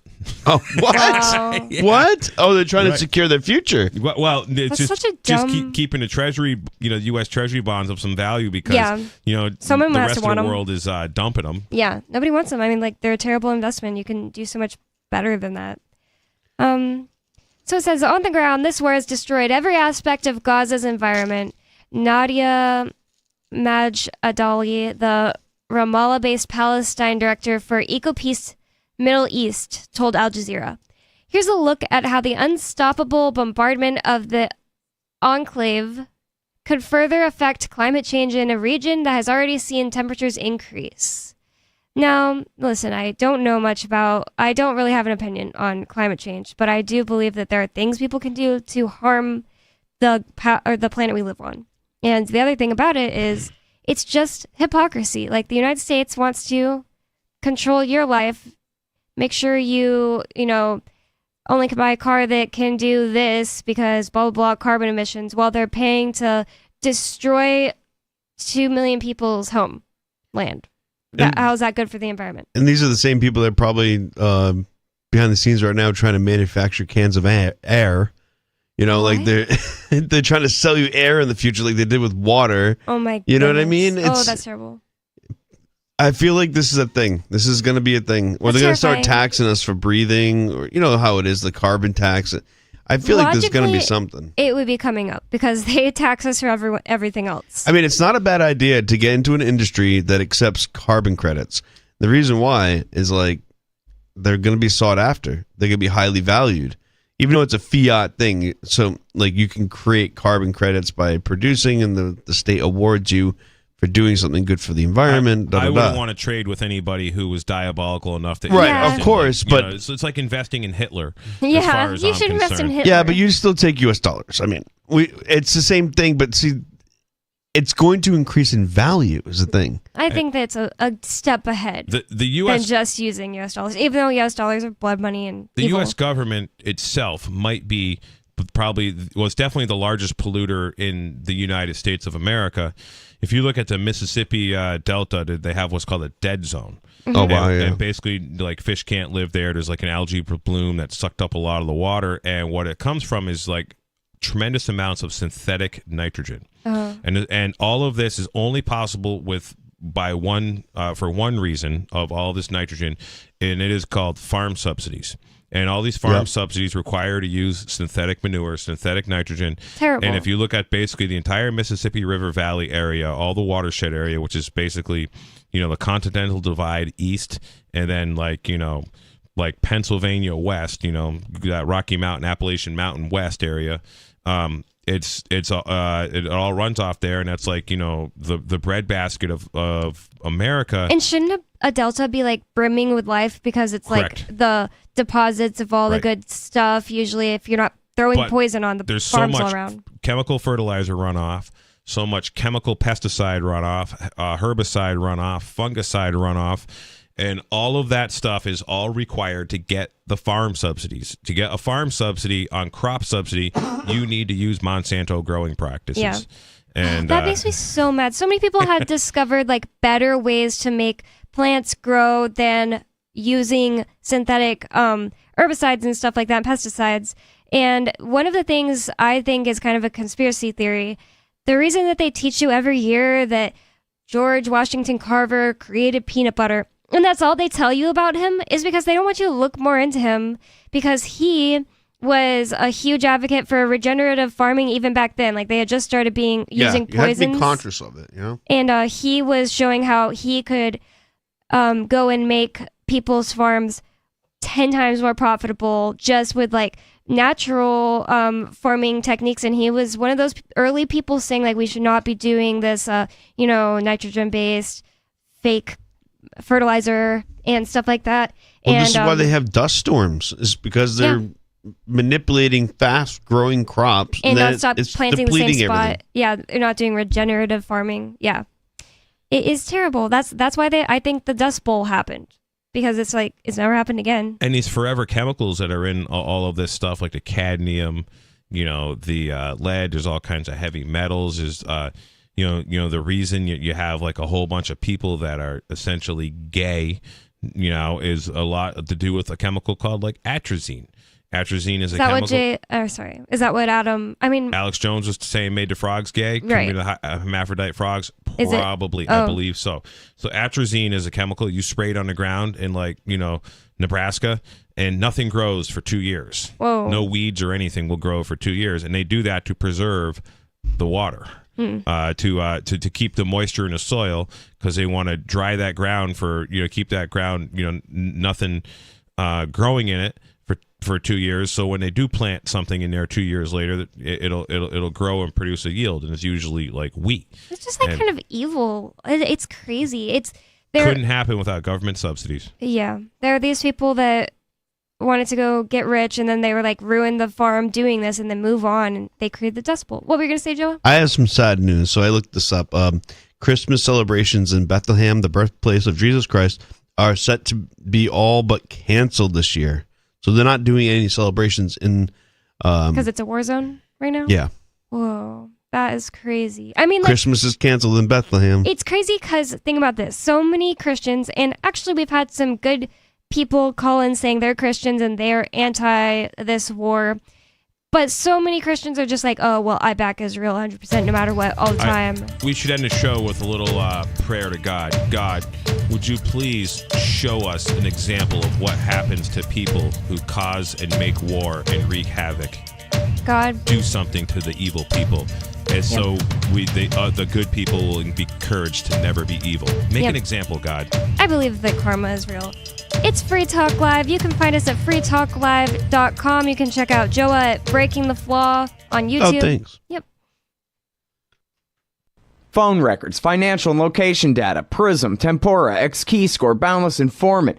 Hey, y'all, Scott Horton here for offnow.org. Now, here's the deal. Due to the Snowden revelations, we have a great opportunity for a short period of time to get some real rollback of the national surveillance state. Now, they're already trying to tire us by introducing fake reforms in the Congress. And the courts, they betrayed their sworn oaths to the Constitution and Bill of Rights again and again, and can in no way be trusted to stop the abuses for us. We've got to do it ourselves. How? We nullify it at the state level. It's still not easy, but the Off Now